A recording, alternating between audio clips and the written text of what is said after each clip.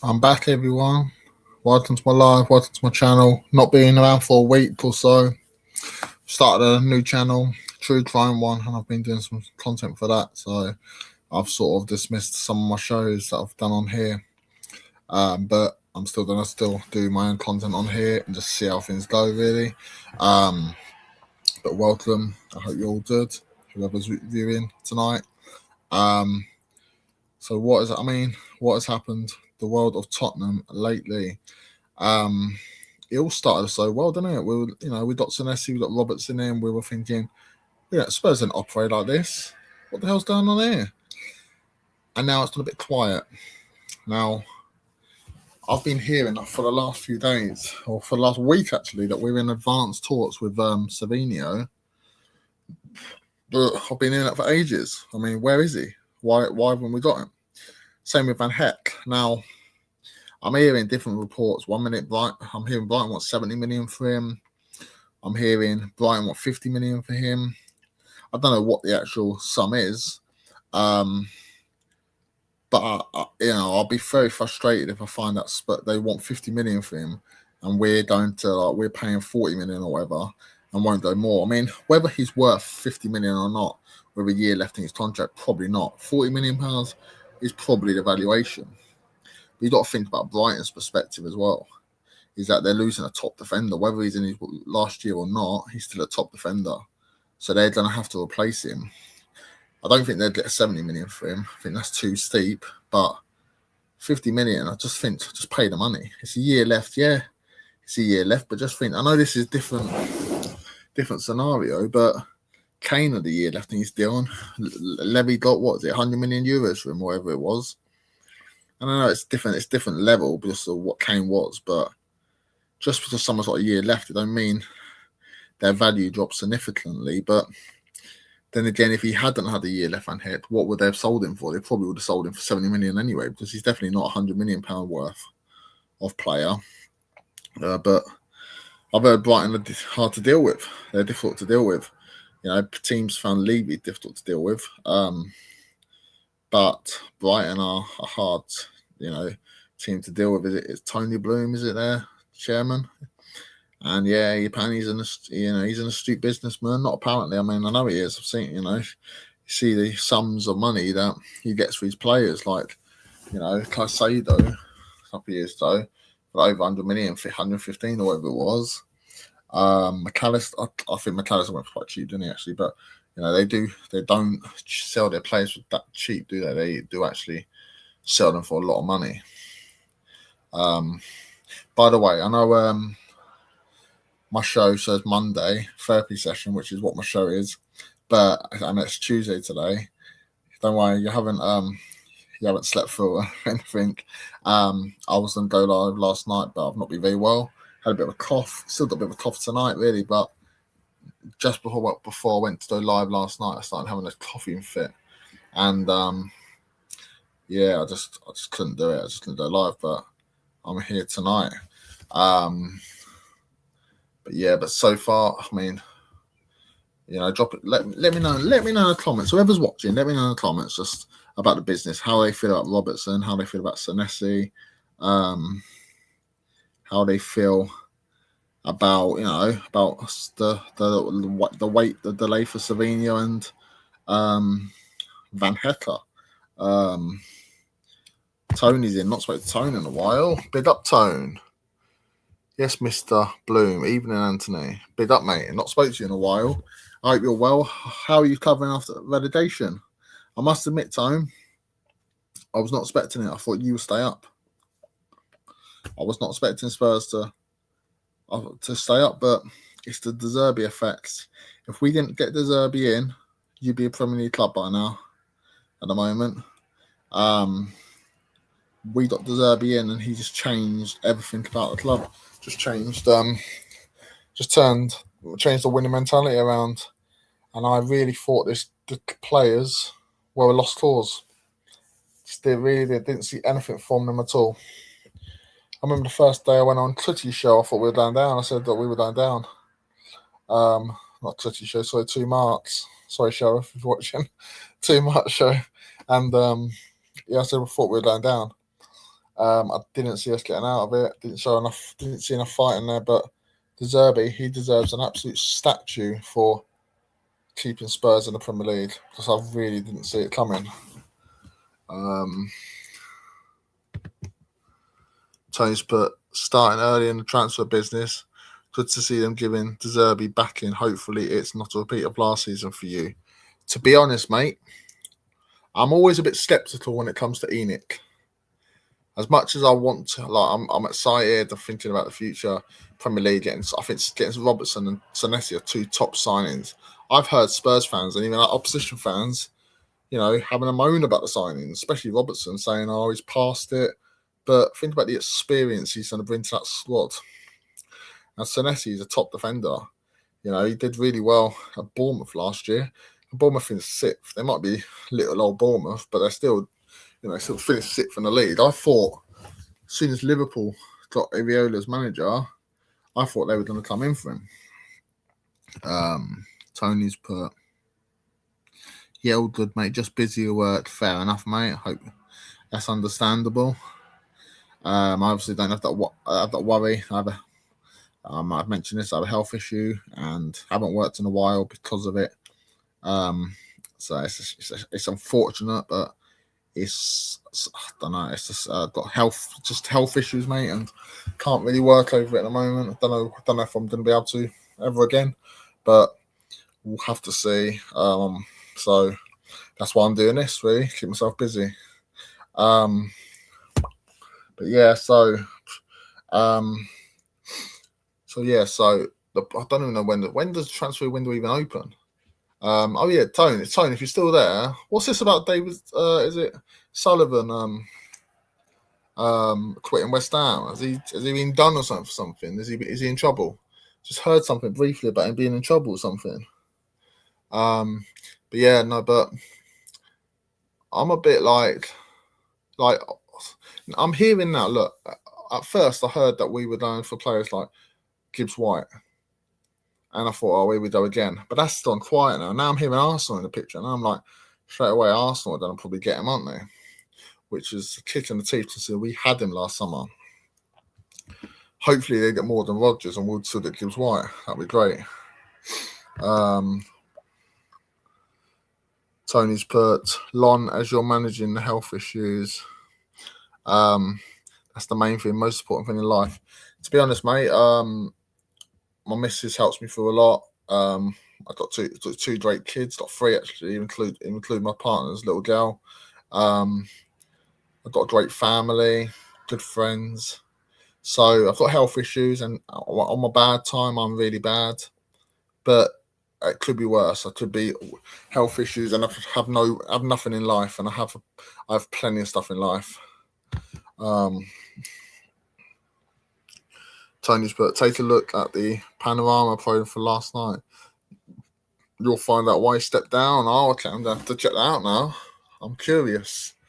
But I bet you're happy about that. That's good news for you, isn't it? But yeah, I'm just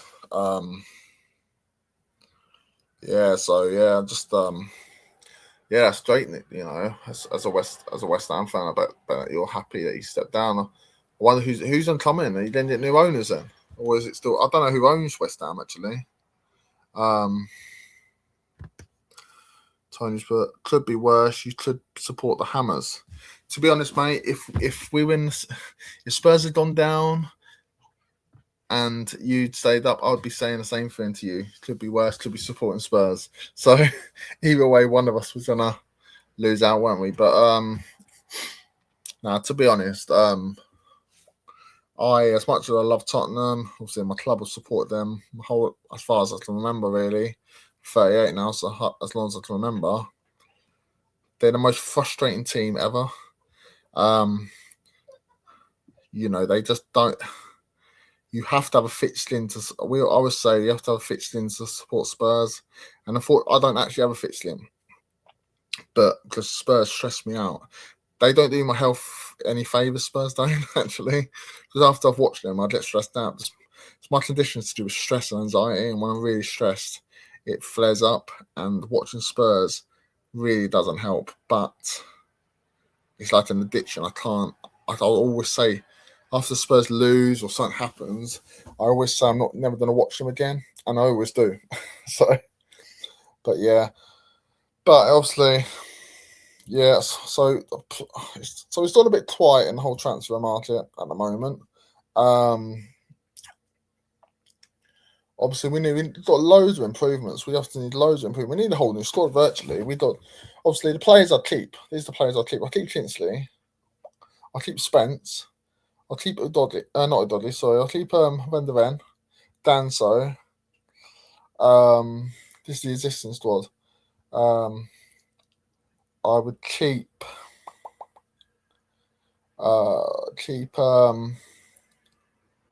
Bentancur. I'll try and keep Polina if we can. I would keep Gallagher.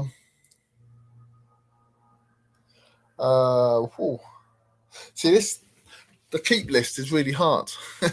I'll get rid of Udodi. I'll get rid of Romero. I hope he goes. I'll get rid of Vicario. I'll get rid of Richarlison, Solanke, Tell, Moani. I'm glad he's gone. So there's plenty of. But Gray and Birdwell, I'll send that on loan. So there's loads, probably more players I'll get rid of than keep.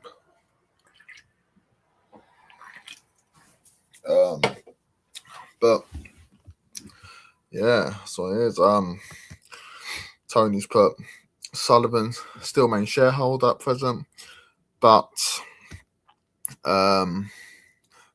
Kretinsley looking to buy more shares to become main owner. Hopefully, after yesterday's Sullivan twinches his shares out. How is Kretinsley then? Is he? Do you have much faith in him if he ends up taking over the club full time, like fully? But guys, drop in the comments. Who should we sign? Players Spurs should be looking for. I want to hear people's comments. Who Spurs should realistically be going for? I think goalkeeper wise, I think Kingsley's done a great job at Spurs. Brilliant last few games, but I still think we need a new goalkeeper. If we could get him, I think for Bruggen, which I don't think we'll get him, because if we get Van Hecke, I don't think I'll want to lose Van Bruggen to us. Or James Trafford, I actually really like. I know he had a bit of a mare at the start of the season, but for Man City. But when he did play a couple of games, like he played a couple of finals, then we played cup games, we played in the final against Arsenal, played really well. And I think he's a really decent keeper. So yes, Trafford is one I'll definitely think about keeping. Or no, try and sign. Defence, obviously, we've got Senesi. Defence, I think, is sorted. If Van Hecke comes in, I think our defence is sorted. I think, obviously, our defence, let's see, look, suddenly our defence has gone from being one of the worst in the league to one of the best. Like, got Van Hecke coming in, if he comes in, which I think he will. Senesi, Robertson, Poro, Van der Ven's there, Danso's there. That is really decent defenders. See, in midfield is a funny one. I would try and get Alex Scott from Bournemouth. I think he's a really good player, and he's a Spurs fan. And I think we need people that really care about the club playing for us. I'll try and get Alex Scott. I think he's really good. Really decent player, and I don't think people like. I debate with people on TikTok about Senesi joining Spurs. Why would he have left Bournemouth to join Spurs? And say Alex Scott. Well, a minute, Spurs are a massive club compared to Bournemouth, much bigger. Bournemouth in Europe, but how long would they be in Europe for? I don't think they'll win the Europa League. And they'll probably struggle on the league. So next year they probably won't be in it again. So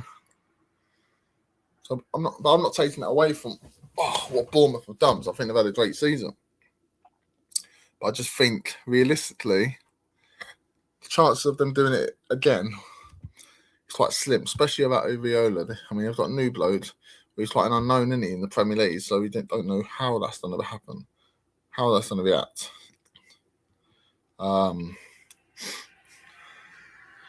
But it is what it is.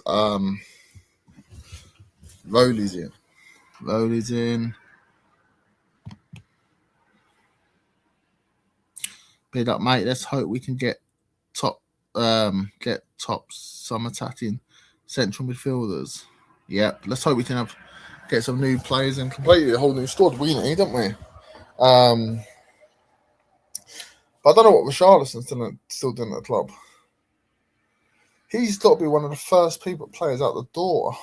I admire his work rate and his tenacity, but let's be honest, he isn't good, is he?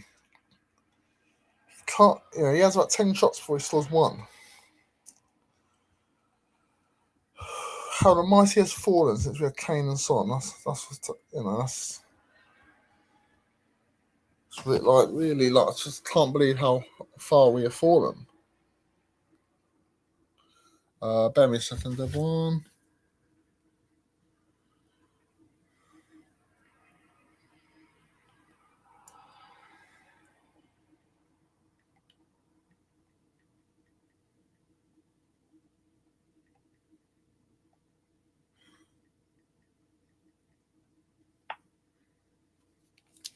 I'm going to put the link in if anyone wants to come on by any chance. Can come on, have a chat.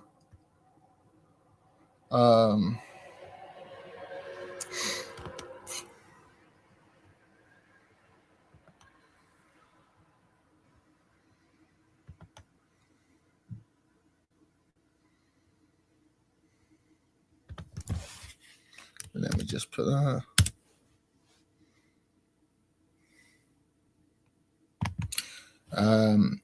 Nigel's in. Big up Ant chat. Big up Nigel. I hope you're well, mate. Nigel, what's happening in the whole transfer front lately? Gone quiet, isn't it? I've not heard much. What's happening with the whole Savinio and Van Heckler deals? They're not very quiet, aren't they?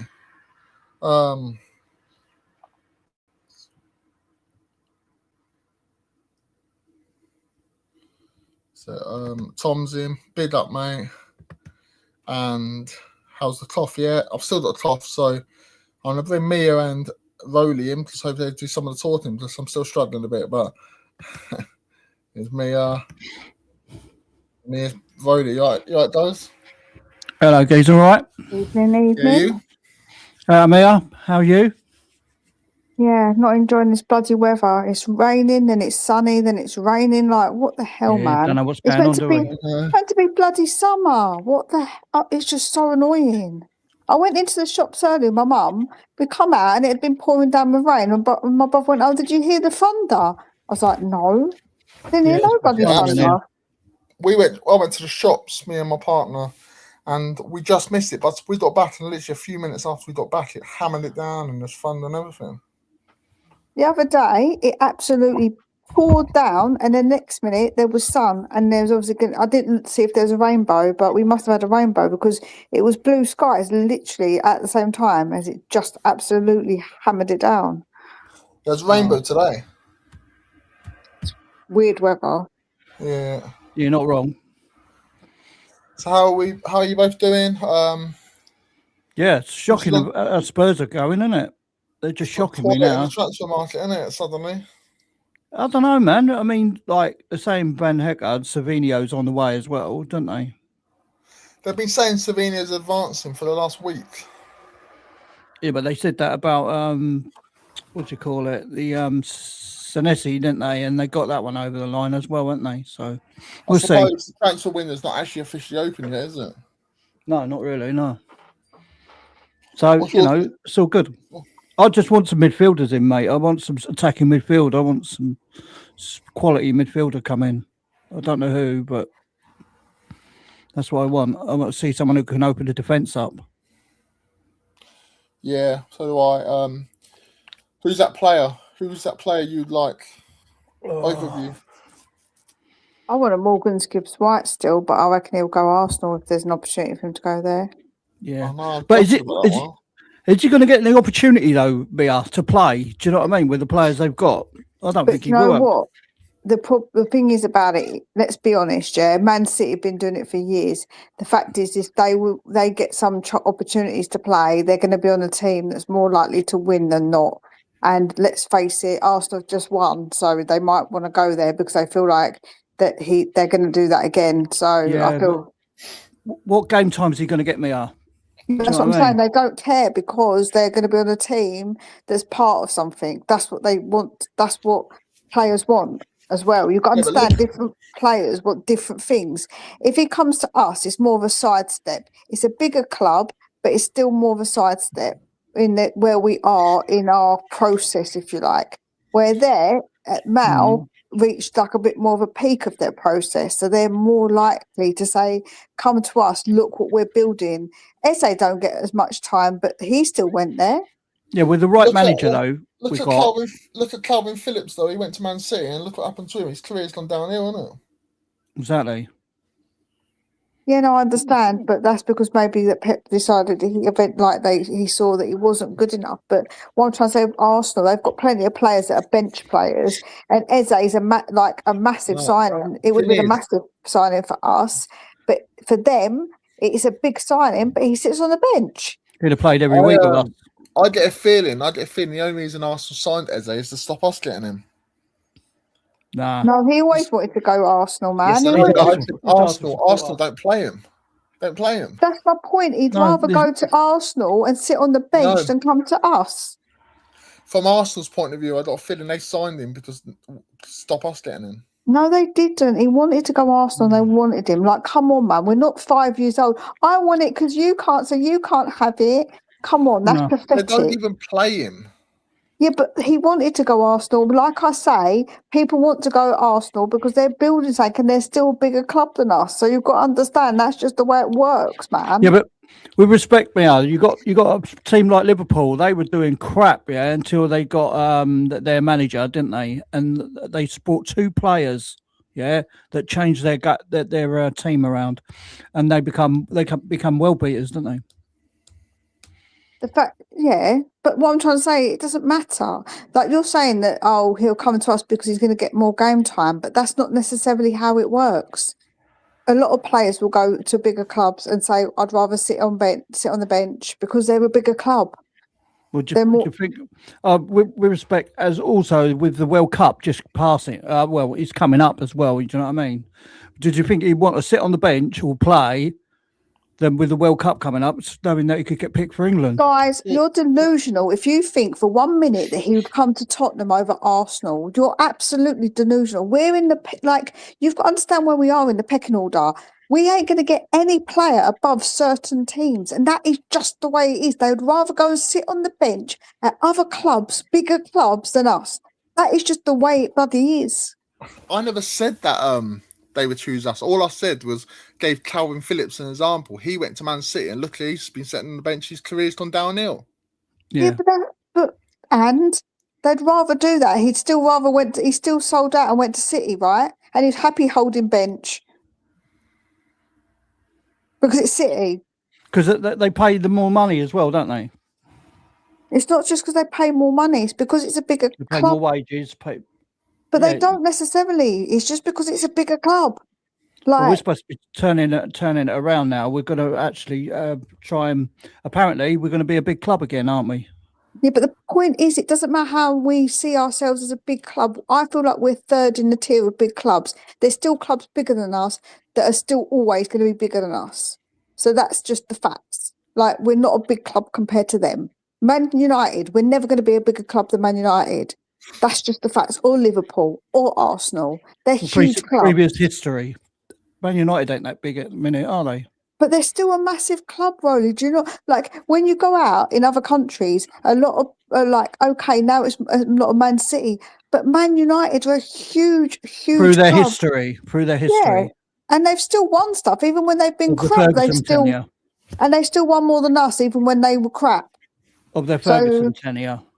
No, even now they've won stuff since Fergie more than us, even though we've been crap, even though they've been allegedly crap. People want to go and win stuff. That's the point of football. They're going to go to a team that wins stuff. And Man United historically have always won stuff. even if they have been crap.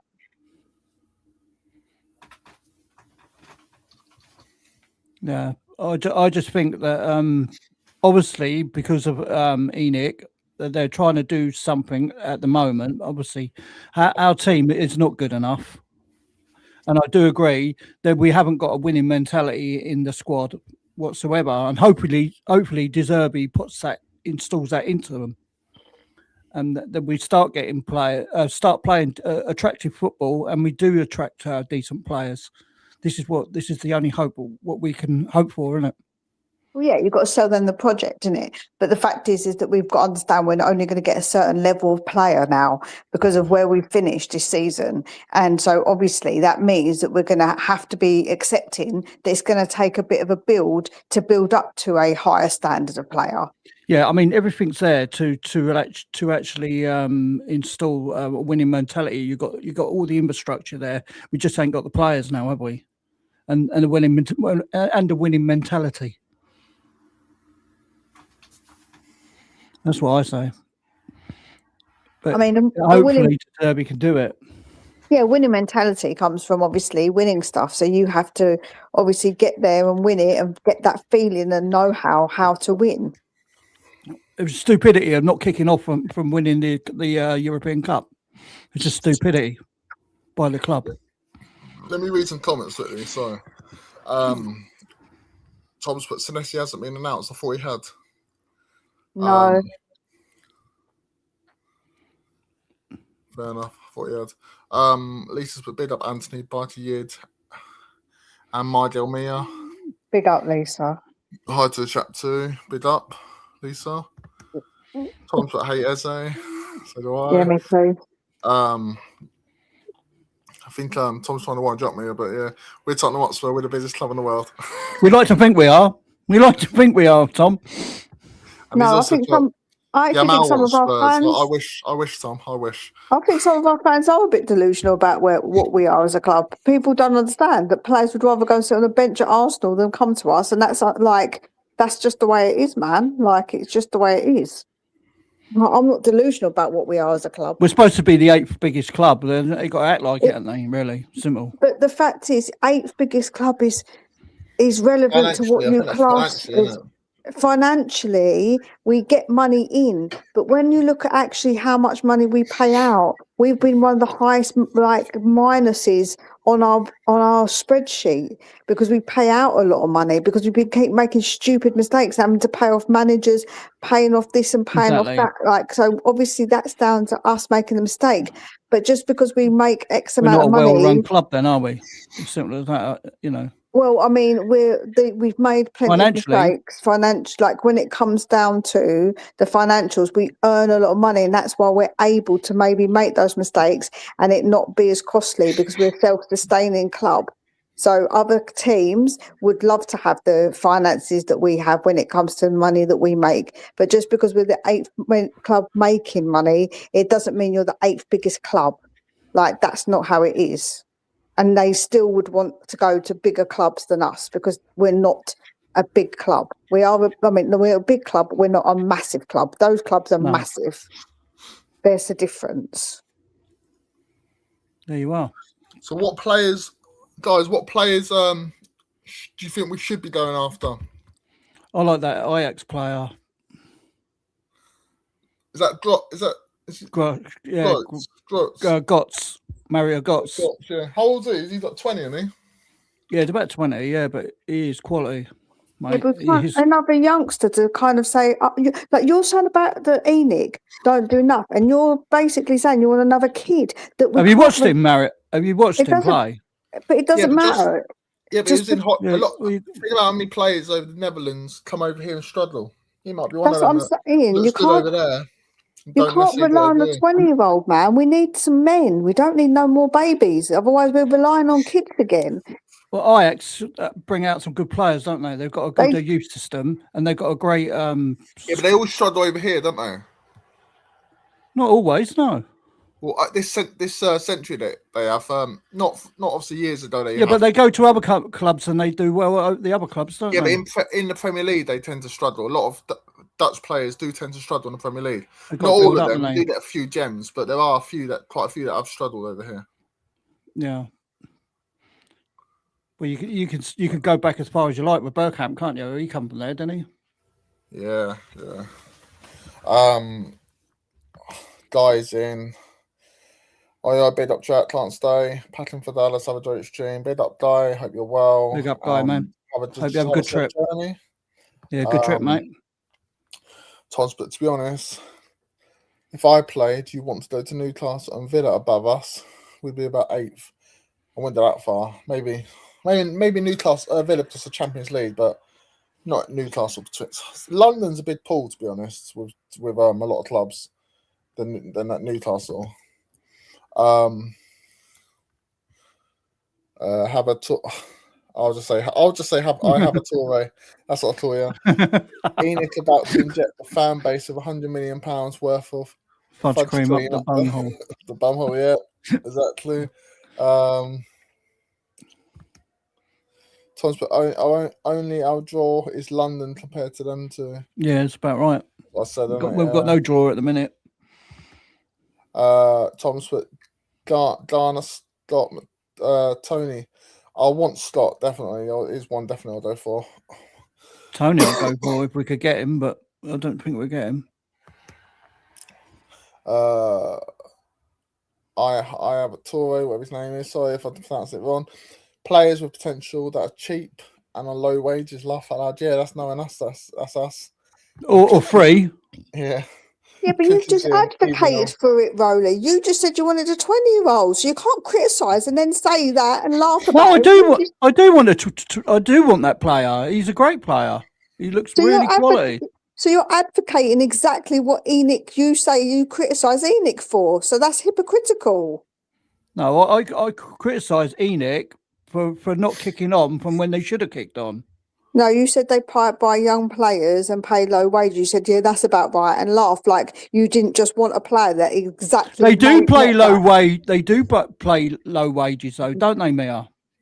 No, they don't pay low wages. They play obviously not as high as some stupid random number that you're going to bring up, but that some player gets. That actually they a lot pay of low people, wages compared to the top sides. compared to some sides, Arsenal's and Chelsea's, they pay low wages. As simple as that. It's fact. It's fact. If you look though, other teams that pay high wages still don't do as good. So it doesn't necessarily mean it's about the quality that you get. The quality players. But the fact is a lot of if you listen to Chelsea fans, a lot of them are complaining because their players on too high wages and they don't think they're worth paying all that wages for. So while you're sitting there and making that out to be a fantastic thing, a lot of people complain about it as well. Like a lot of people complain about it. Is a player going to go where the wages are then? Is that what you're saying? Or I'm saying that it's fine to pay good wages for a good quality player, but not overly pay a player just because you think that's going to get them to come to you. If you think that you're going to be overpaying, and then when they turn out to not be up to the standard of what people in expect this game, from that in this game, money talks, bullshit walks. It's simple as that. Money talks. And so you want people to come to us just because they're going to get loads of money, and then we're going to have a really high wage bill, and then players that might not live up to that expectation in the fans' minds, and some other. But no, it's not true, because like I just said to you, listen to other fans. They complain about that. I don't care what other fans think. But I care about this team. But the fact is that we would do the exact same thing if we bought someone and said, "Oh yeah, he's worth it," and then pay a ridiculous amount of wages, and he doesn't step up to the plate. You're going to go, "Well, we paid all that wages for him," and it's about balance. You have to balance it. It's not just about buying someone and getting someone on stupid wages for the sake of it. You have to make sure that they are of a decent quality. You know that they're good. You've got to buy world-class players. You have to pay the money, don't you? It's as simple as that. But we're not going to get world-class players. That's my point. We have to also understand where we are. You were saying from other teams. You were saying about other teams. If you pay the money, you're going to get world-class players, aren't you? No, you're not, because that's what I just said. They're not world-class players, and other teams are complaining that they paid all that wages and they're not world-class. That's the point. Well, that's up to their scouting system. That's nothing to do with us, is it? So that's what I just. Okay, so you just proved my point. It's not about wages. It's about a scouting system. It's actually about scouting well. You have to scout well, and but if you want top players, you've got to pay the money. But we're not going to get top. But the point is, we're not going to get top I'm players at not the moment. saying So we need about to stop. us. You're on about other teams. I'm not But on you about just other said you teams. don't care about other teams, and now I'm talking about us. So I'm talking about us as a Right. team, Tottenham. Right, as right? us. I Yeah. don't want to overpay for players and put them on stupid wages, and we don't know if they're going to be good enough. And then we're going to end up saying we're paying all these wages for this ex-player that actually isn't as good as we wanted, just because just to get him in. The fact is that the bigger players are always going to go to the bigger clubs regardless, because they are different. And I don't think it's a great idea to just to pay. Say an Ivan Toney, are you willing to kind of break the bank and pay stupid money because he got loads of money over in where he is now, to then say, well, I want him, so let's just pay that stupid money for him? No, because I don't think he's world class. I think he's a good striker, but I mean he's a world class striker. Well, we're not going to get a world-class striker. That's what I'm saying. Like, it's silly to keep saying world-class, because we're not going to get those players. So it's not worth us even discussing it right now. At the moment, you're right. But what I'm saying is, in the future, we should be in the European places again, hopefully, by the team that they're building now, and then we'll be able to go again. Do you know what I mean? And try and get world-class players. But at the moment, you're right. Because they're showing nothing. They've shown nothing for 2 seasons, Tottenham. And for someone saying in the chat how we're going to get a world-class player with my attitude, I don't decide who comes to Tottenham. Guess what? I'm not the person who decides that crap. What I say makes absolutely no difference to Tottenham. It makes no difference. I have absolutely no say in Tottenham. If I say I want a world-class player, does that mean that we're going to get them? It does not. Like, that's just a crazy thing to say. Because we're not doing very well at the moment. We should have kicked on for the European. That's when we should have started putting money into the team. And then other things say, oh, Tottenham are doing something here. They've just won a cup and they're going for it. You know, let's go to Tottenham. But at the moment, there's no draw at the moment. Is that right, Mia? I'm saying that we have to be reasonable about what players that we want, and the players that we want aren't going to be the players that everybody thinks they want right now. So we have to be reasonable with what we're going to do to build up to a stage where we do get better players. But I've never agreed with overpaying players, because I do think, although they do come for the money, there's so many players. There's so many players in the past that have just been absolute mercenaries. Look at Ndombele. He was on decent wages, and look what an absolute shit show he was. That's what I'm trying to say. But I'm not saying all players are like that. We just have to scout well. We need to do better with our scouting. That's where we are going wrong. It's not about wages. It's about scouting correctly and paying them the correct wages for what they're worth. So what you're saying is we've got to have a scouting system like Brighton and Brentford and people like that. Is that what you're saying? No, we need a better, because they seem to find gems, don't they? Yeah, no, I agree that they obviously find them. They normally find them a bit younger. At the moment, we don't want any young players. We want some a bit more experienced, but we have to be reasonable about where we get them from and who we get, because obviously the bigger players aren't going to come to us. So we have to think about the players that we want that are, like I say, going to come to Tottenham and are reasonable. So you're saying we should be looking at Premiership-ready players that are already in the Premiership that are half decent. Is that what you're saying? Yeah, or players that have been abroad, but we know that they're ready-made players because they're in an age where they're decent. They're not kids. They've been in big competitions. They've been around the block a little bit. They're not just fresh. We don't want them youngsters. We want someone who's got a bit of experience. And yes, Premier League experience would be obviously optimal, but that we can still find other players in other leagues that are still good. But obviously ones that are a little bit older, not in their 20s, not 20, not 21, or 22, 23, you know what I mean? We want them a little bit older than that. Do you agree in buying Andy Robertson then? Because I don't. Yeah, I think that's a top signing. No, I don't. Experience. We need experience in that team. Look at him last season. We could have done with an Andy Robertson in the team last season. I've not watched Andy Robertson. I watched Liverpool, right? I was watching him because my grandson supports Liverpool. I was watching him with him, right? And he got rinsed. Mate, he got rinsed. How often did you watch him? you're probably watching for one game or something. Oh, he's not. No. I watched him with my grandson, with Alfie. He'll come on and tell you as well, and he watched him and he said he's finished. Well, Udodi, I'd rather him over than Udodi. Udodi's pants. Well, you wait and see. You mark my words. We'll see. Remember what I said, all right? Okay, we'll see. Big up, Daniel. How are you? Big up. Hi, good. Hello, Daniel. Hi. Yeah. Hello, Dave. As always, Hello, 3 Dave. or 4 days left. The beginning of summer transfer window will open. And I'm waiting, and I'm looking forward to Van Hecke and Savinho now. Sevilla, yeah. Yeah. Because we don't have any other options. Well, with that left winger, Sevilla. We have Mikey Moore. Now we have Mikey Moore, but nobody wants to use him, no, in the squad. That's a huge problem. I don't understand that one either. But I'm very happy with Savinho coming in and Van Hecke. I think they're both good players that improve us. Is Van Hecke a right winger? Sorry, a right back. No, he's a right centre back. How many centre halves have we got now then? Got Romero's going, isn't he? Well, I think Romero and Radu will be sold. Yeah. There's links with Man United, weren't there? Yeah, apparently United have come out and said it's rubbish. Yeah. Well, there you are then. Argentina. But it doesn't matter. Manchester United is also rubbish.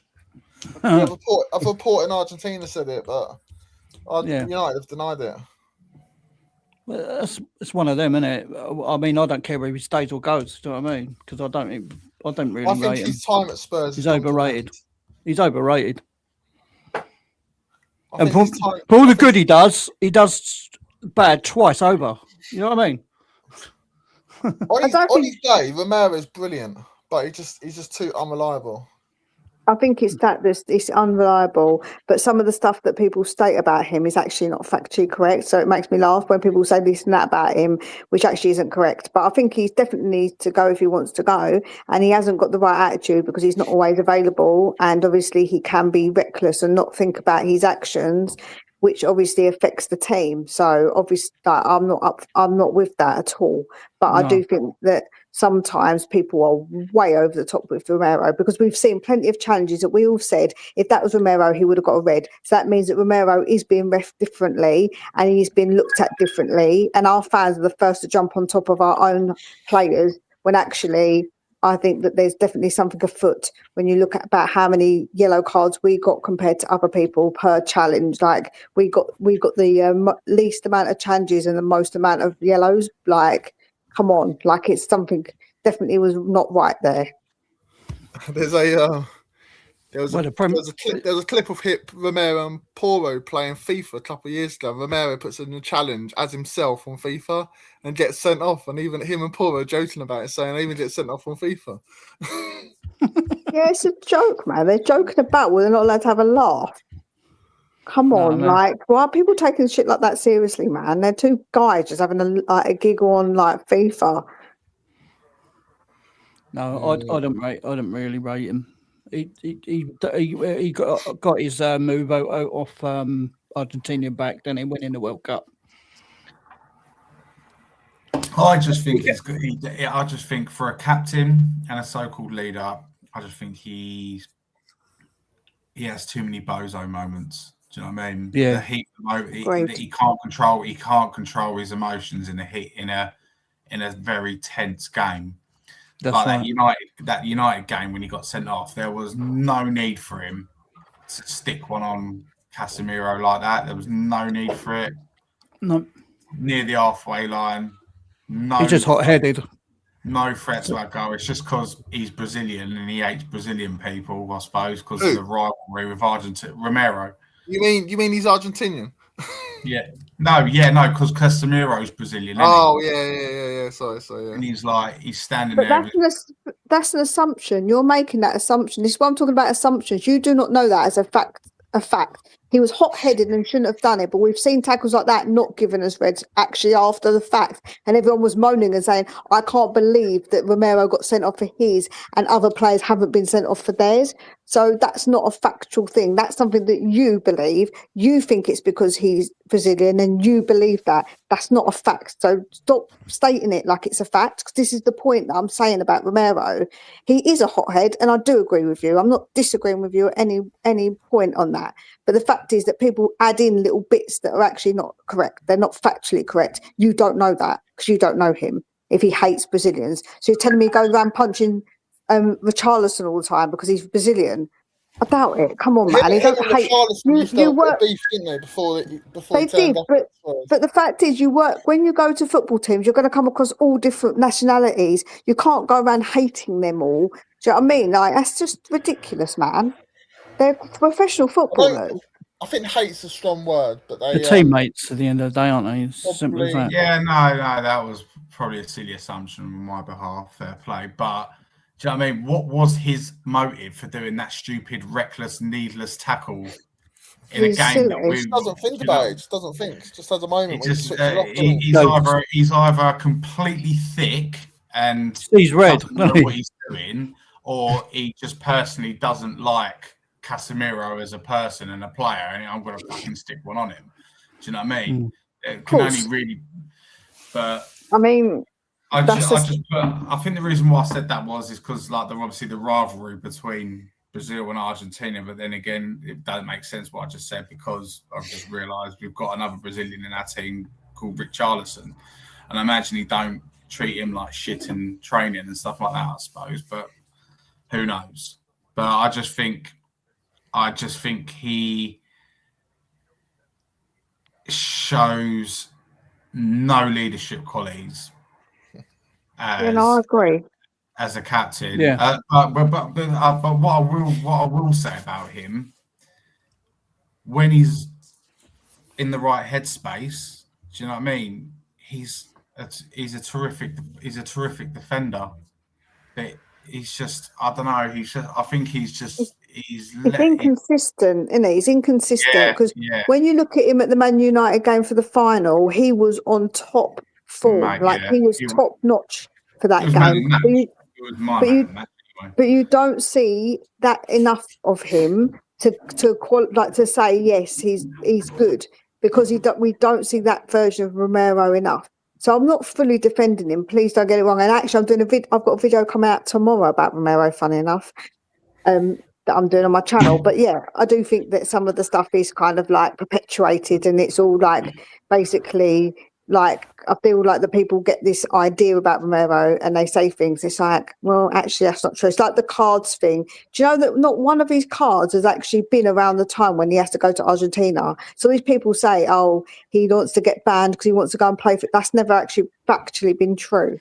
And he's only ever had 2 injuries where he's actually gone to Argentina after when he's been injured or when he's been quote unquote injured.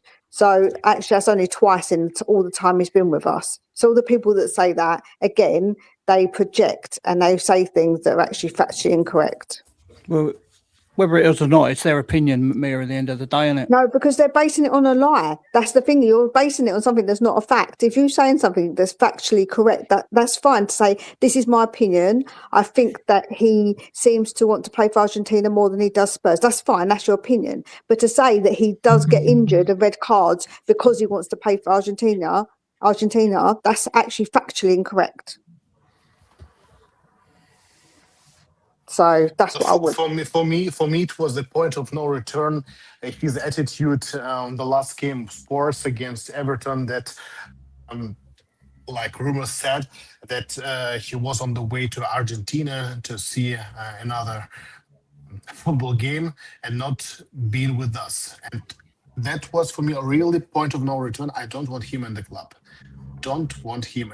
That's not, again, he come out and said that was not true. He was going for about his injury and he was always going to come back. So again, that's perpetuated by fans that make assumptions. We can only see what the media tell us. I know, but he's out of his own mouth. He said that's a lie.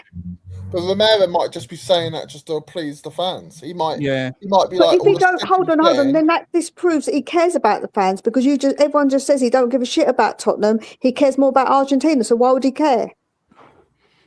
No, the fact that we pay his wages. You can't have it both ways. We paid his wages, and I think it was an error by Tottenham by letting him go over there, right? And knowing full well that we got the biggest game of our of Tottenham's bloody history, probably, or Premiership history anyway, right? For letting him go over there, that was a mistake, right? So simple. They've gone to Romero and said, "You're gonna have to come back. This is the shit sitting the fan here," and that's what I think has happened. And he come back. Going to this comment quickly, sorry, with obviously the Robertson, he said about Robertson, but he also said about Savio. To be honest, he's hardly played for Man City. He's come off with a few cameo appearances, so you can't really judge his output at Man City when the players they've got and where he's hardly played. Yeah. Right, I'm going to say this about Savinho. I'll start with him first. Savinho, right? You watch him at Girona. Definitely nice, definitely, mate. Yeah, carry on, sorry. You go back to his days and you watch what he did at Girona. He a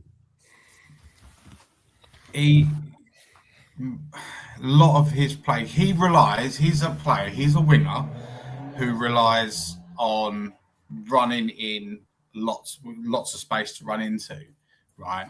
At Manchester City, you ain't going to get that because you're playing against a low block every game. Do you know what I mean? Yeah. Do you know what I mean? It's hard to be a natural decent winger when you've got 11 men in the penalty box. Do you know what I mean?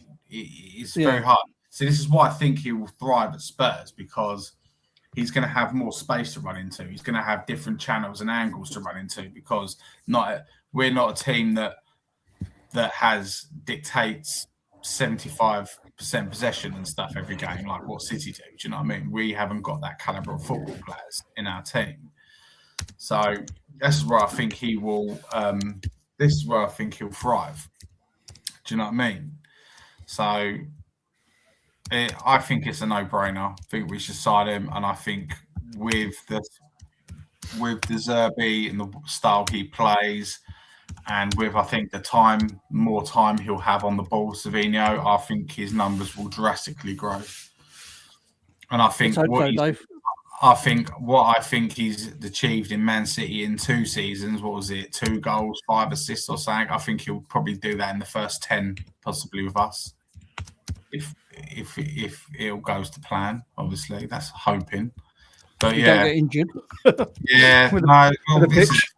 is another thing. Another thing you got to remember as well: the poor lads going up against fucking Jeremy Doku, Ryan Cherki, and Antoine Semenyo. Do you know what I mean? He didn't get a chance. Do you know what I mean? He's not going to get much game time with them lot there. I mean, I freely admit they are better football players than him. Do you know what I mean? So I would say but he will not Savinho, cost £60 million, I think. No? £60 million is overpaid for him. No? Yeah, I think that if you think about it, 2 things, right? The fact that they went and bought more players in that position because they didn't think it was good enough is not a good sign. He doesn't score goals, and I think that's an issue. He hasn't had time because clearly Pep didn't want him to play because he didn't think he was quite good enough. And the fact is that he was a lot of money, and now they've reduced it. Why would they reduce it if they think this player's so good and they think he's worth that money? They wouldn't have reduced the money, would they? Yeah, Doesn't make any sense. Like, the fact is, you don't decrease the value of your player if you think he's a good player and worth that money. They know he ain't worth that money because they know he ain't that good. That doesn't fill me with happiness or confidence. He might come in and be brilliant, and I hope he proves me wrong. But I don't really have much confidence in another young player. We shouldn't get a young winger. We should have got someone a bit more experience who scores goals. Who's the one we should get then, Mia? There's a player out there who's realistically we should get. Who do you reckon? Joe, what? I even actually think that somebody like people are probably going to go, but I actually think Somerville's better. He's got better output than Savinho, and he's got a bit more experience. He's a bit older. So I'm not saying him. I'm just him off the top of my head, but I do think that Savinho is still a young boy, and we've already got a young player, and I think that's not really what we want. We should be getting somebody with a little bit more experience. Yeah. How about anyone else? Does anyone else have another player they have in mind if it wasn't Savinho? Well, I told you I want, but there you go. Who's that, Rowley? Oh, yeah, I missed that. Yeah. It's Mario Götze. Was he playing on the left then? Mario Götze. Oh, what from Ajax? Yeah, mate. He's got better stats than any winger that you can think of. Yeah, but you know what? Going back to that Mario Götze, yeah, we moan that we're signing too many young players. Yeah, all right, but this bloke is... and we're moaning, and then we're off saying, "Oh, we'll go for this Mario Götze," where he classes as a young player. We're and then we're thinking we need to sign more. Go to your Premiership. Go to your Premiership players. And then we trying to sign a few experienced players like Robertson, which whether you like it or not. And when we sign him, people are moaning that we're signing experienced players. Well, so what is it? He's too old. He's not though. See, not older than Davis. Not older than Davis. I get the frustration. I get the frustration with the fan base saying we're signing kids and stuff like that. We meant to sign another Davis. Oh, we are signing Davis, aren't we? Yeah, well, we are. The difference is it's all well and good buying young, but you've got to buy young properly. And I'm sorry, the youngsters we've bought in the last 4 years, Gray, Bergvall, Tell, Sarr, none of them have worked out. No. And there's a lot of factors that have gone into that. Archie Gray, to be fair, I feel sorry for because the poor kid has played near enough in every. It was overpriced. Other than his natural position. Do you know what I mean? He hasn't had a fair crack at the whip playing a central midfield role for us. He's had a bit more this season. But he spent most of the time under Ange playing left back, right back, centre back, right wing back. I mean, and you know what? Fair play to the kid. He could have thrown his toys out the pram, but he didn't. He just cracked on with it. Do you know what I mean? He played anyway, didn't he? He didn't care. Bergvall, I still can't see what he is as a footballer. Is he a 10? Is he an 8? You know what I mean? I don't know. I still don't know what he is as a football player. It just seems to me he just runs around like a headless chicken, like a dog chasing the postman on his bike down the road. Yeah, I agree with that. Sarr, I just think he hasn't progressed any more than what he did when we first signed him. And no, definitely not. Tell, I just don't think has a quick thinking brain to suit the Premier League. Do you know what I mean? Do you know what I mean? There's a player in there. I know there's a player in there, but he just... He either does too much, doesn't he? Do you know what I mean? He just overruns it. His output is still better. He needs to relax, doesn't he? He needs to relax when he's on the ball. When it comes to that final point, that important cross in the box and stuff like that, or do you know what I mean? He doesn't hit the mark consistently enough. Do you know what I mean? So...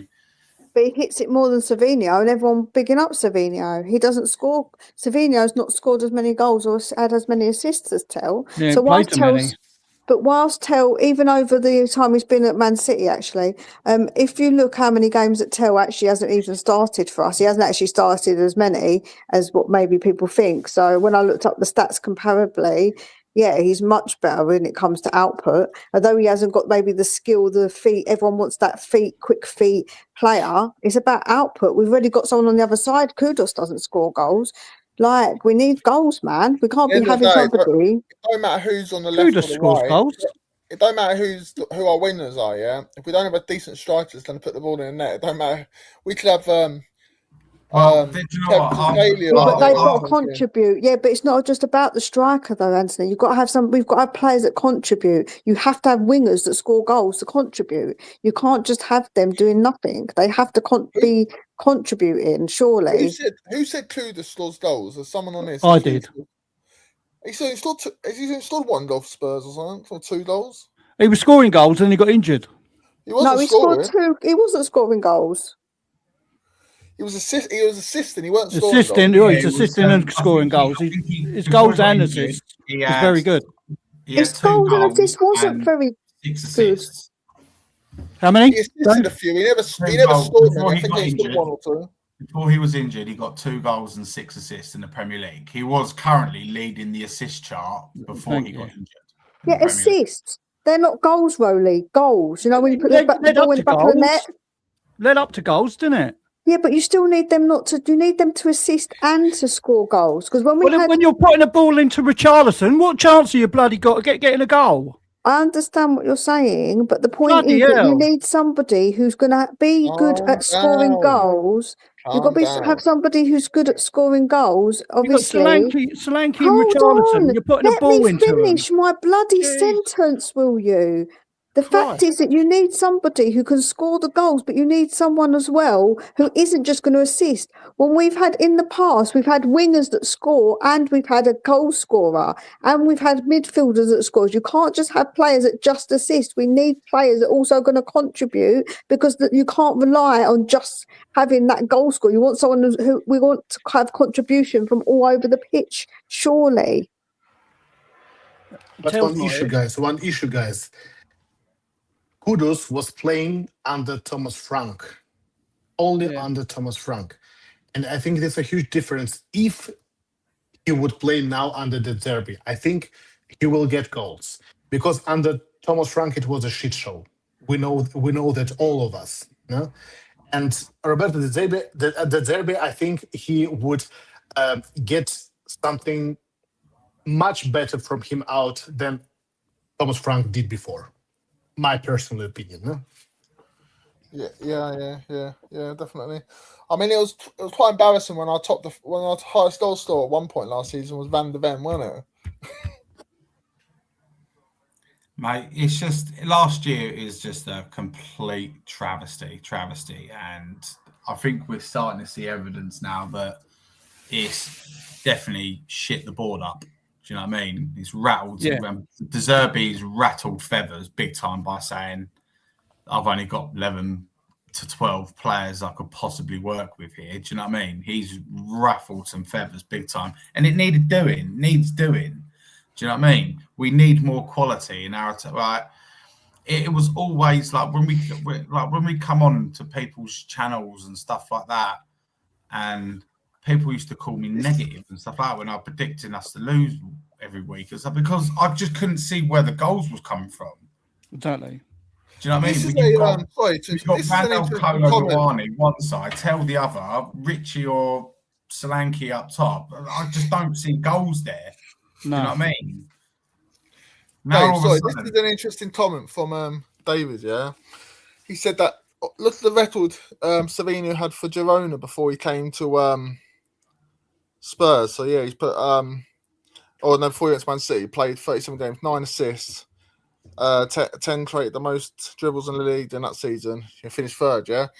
So you're on about that Götze, yeah, who looks really good because he's done it in Ajax. If he'd gone to Man City and got the same numbers as Savinho there, everyone would be like, "No, don't touch him." No, he's like, look at his numbers at Man City.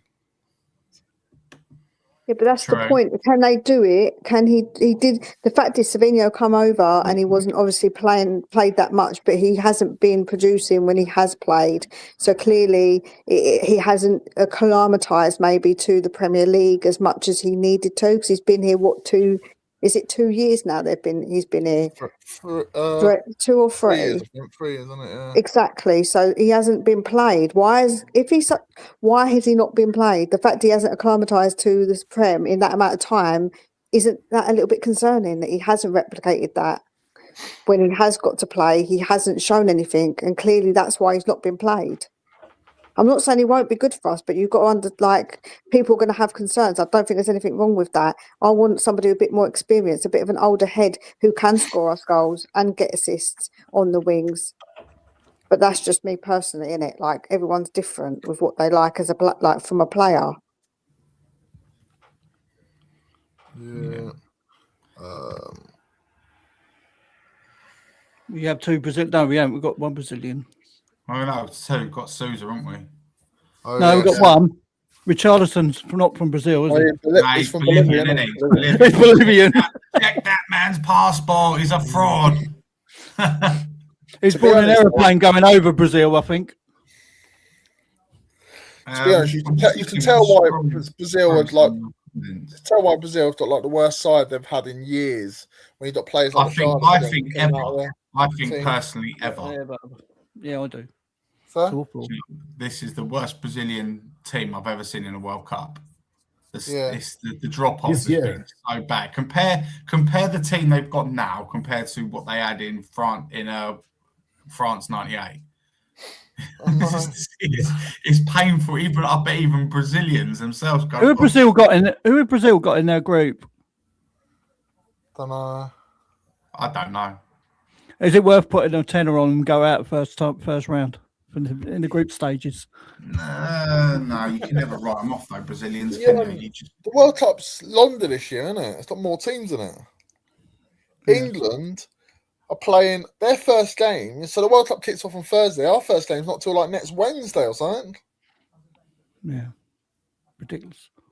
And then there's a massive gap to our second game.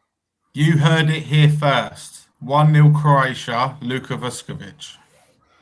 You heard it here first.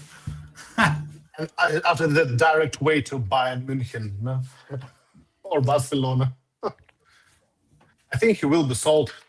What would you guys be real, right? Brazil will get through. What would you do with Luka Vuskovic next season? Because there's all kind. I know they're all just bizarre reports. There's but he is linked with a lot of big clubs. He's linked with Dortmund, Bayern, Inter. He's linked with Barcelona.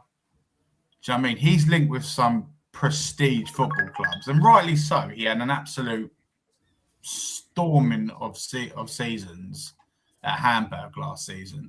Nobody expected anything from him, and he got goal of the season, he got young player of the season, and he got into the Bundesliga team of the season. Do you know what I mean? For a 19-year-old kid. But he's not good enough for Spurs. Yeah, but the problem is... I think he is. That's what everyone's saying. He's not. He's too a 19-year-old as a centre back. You can't it's just he did well for one season at a club. You can't assume that he's going to come back and do exactly the same. The problem we've got with Vuskovic, right? He could come back and say, Joe, what? I don't want to sign another contract. And if he don't, we're going to have to sell him. Otherwise, we're not going to make money on him. That's where you've got a problem. It depends on what he also thinks, because if he wants to come back and he wants guaranteed time, which no player should be guaranteed time, but if he wants to say, I want to be on that pitch more often than not, and we say, well, we're just buying a Van Heck, we've got this player, and this player, and you're not going to get time. He might not want. He said he might say, well, I don't want to go on loan. I want to be sold, and we're going to have to go. Well, if you don't sign a contract, what do you do? That's your problem. It's coming out of our camp is that we are not prepared to loan him out again, because apparently it will for some bizarre reason they've come out and said it will halt his development, which I totally disagree with. Me personally. Sorry, Dave, it hasn't stopped them sending out Ashley Phillips on loan about every season, has it? Well, no, but he's not in the same class as him, is he? Takai, no? Oh, Takai, yeah. He'll be gone. He'll be gone in the season. Another loan, as will probably Phillips again. Do you know what I mean? Because don't get a chance, does he? Do you know what I mean? I think it's a hard one to call, because you saw what he's capable of at such a young age. For a team, let's be completely honest, they were expected to get battered everywhere they went, and they didn't. And he played a massive part in their season last year. Do you know what I mean?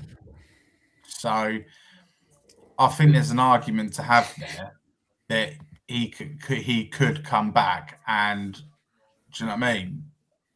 And be in front of Van Heck, be in front of people that obviously Dancer, if he stays, or honestly, we want men in the team. I understand that he's very good, but he's still a kid. We can't be relying on a 19-year-old to be a centre back. What madness is this? Honestly, I can't understand it. We all say we don't want to rely on kids, yet you're happy to bring a 19-year-old to be a centre back, an important position that most players. No, but it doesn't matter. Mia, though, when he's clearly a generational talent. But you don't know, he's got that something special about him. Do you know what I mean? He's got that aura about him. He's a big lad as well, isn't he? His ability. The fact is, this kid thing does my head in because saying they're rely on old kids. enough- Fucking look at fucking Desiree Doué from PSG. Yeah. We could, yeah. He's phenomenal. Yeah, Look at but that's a Lamine different Yamal. positions. Phenomenal. Yeah, but okay, but how many centre backs are going to be 19 years old in the bigger teams? Tell me, It's how a many of unit. them? Yeah, but it doesn't Mate. matter how many of them are relying on a 19-year-old to be their centre back in the bigger teams. They're not. That position, particularly, they normally have an older head. You normally, in that position, you kind of be like 25, 26 is when you become your peak at that, especially being a centre back, because it's a big responsibility and a big position. To trust a 19-year-old is, I think it would be madness, in my opinion. Paolo Maldini done it. I'm honest, Paolo Maldini he's the best defender of all time, but he was still a very young age and he was mentored by Baresi. Do you know what I mean? Next player alongside him. Do you know what I mean? So it is young players. So that's one player. How many years ago? Like, tell me currently. I could throw loads at you, Mia. I could throw Well, loads. currently, okay, give me 5 teams that in the bigger teams, out of the bigger clubs, like Barcelona, Madrid, Bayern, all of those clubs, that have got a 19-year-old as their centre back in the last few years. None of them. Let me tell you. Barcelona, Pau Cabasi is 18 years old. But how much did he play? Did he play full, like, properly, or did he played pretty much the whole entire season for him? What, this season? Other than when he's been injured. This season, are you talking? Yeah. I don't watch Barca, so I don't say, but that's what I'm saying to you. That's what I'm asking you a question. If we're going back in time, do you know what I mean? Sergio Ramos done But we're not going back in time. I'm talking about recent. Not often does that happen. That's one example, but if you look at other clubs, most other clubs don't rely on somebody that young to be a centre-back. Ledley King did, didn't he? Ledley King. How old? He was 18. He was 18 when he debuted. How long ago was that?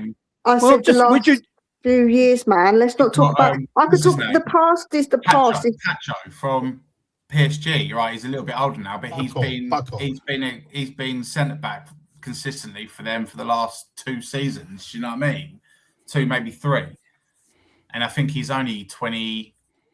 I think he might be 22, 23 now. That's a bit older, but that's not. No, but I was saying he's been consistently in that team for 2 or 3 seasons. You know what I mean? So young players can come through. It's just, do you know what I mean? They can come through, but I'm just saying, like, I just think if we're going to buy Van Heck, is he going to get in above him? No.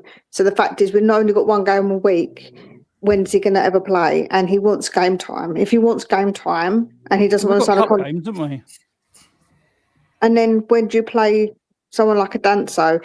And if somebody like a Dragusin doesn't leave, then who? Do you know what I mean? Danzo. Oh, I'm going to say it. You can come at me if you want afterwards. I don't care. I think Danzo is of an overall package as a defender. He's terrible. He's great in the air. I love Danzo. I love him. No, I don't get me wrong. I like him for his work. He's got a good work rate.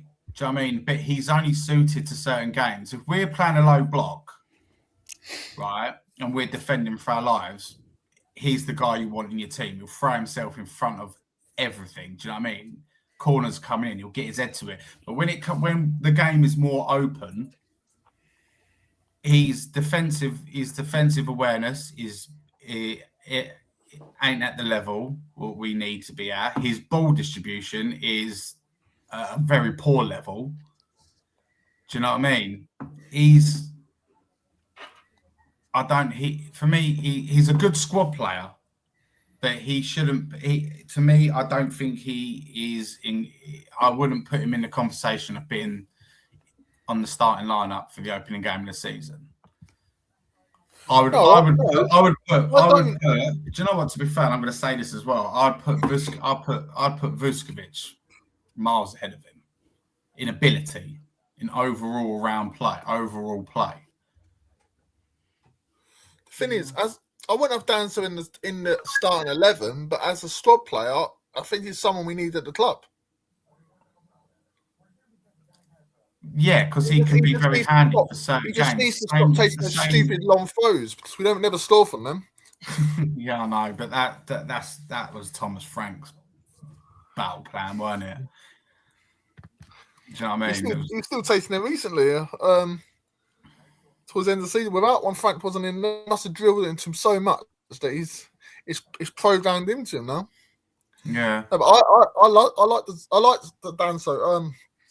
As a starter, I wouldn't start him every week, but if like, you know, like if we have a few injuries or something, or we need someone to come on and help out the defense for the last 20 minutes or something, you know, I'll definitely keep. Yeah, like if we're under the cosh, we're beating City 1-0 or big team 1-0, we're under a lot of pressure. Yeah, I'd bring Danzo on all day long. Take a sacrifice a midfielder for it because he's good at like throwing his body in the way, and he's good at corners, defending corners and stuff like that. Which another thing I'm going to move on to Mickey with as well, because he's going to take his fair share of the blame of why we've leaked so many goals in over the last 2.5 seasons. You know what I mean?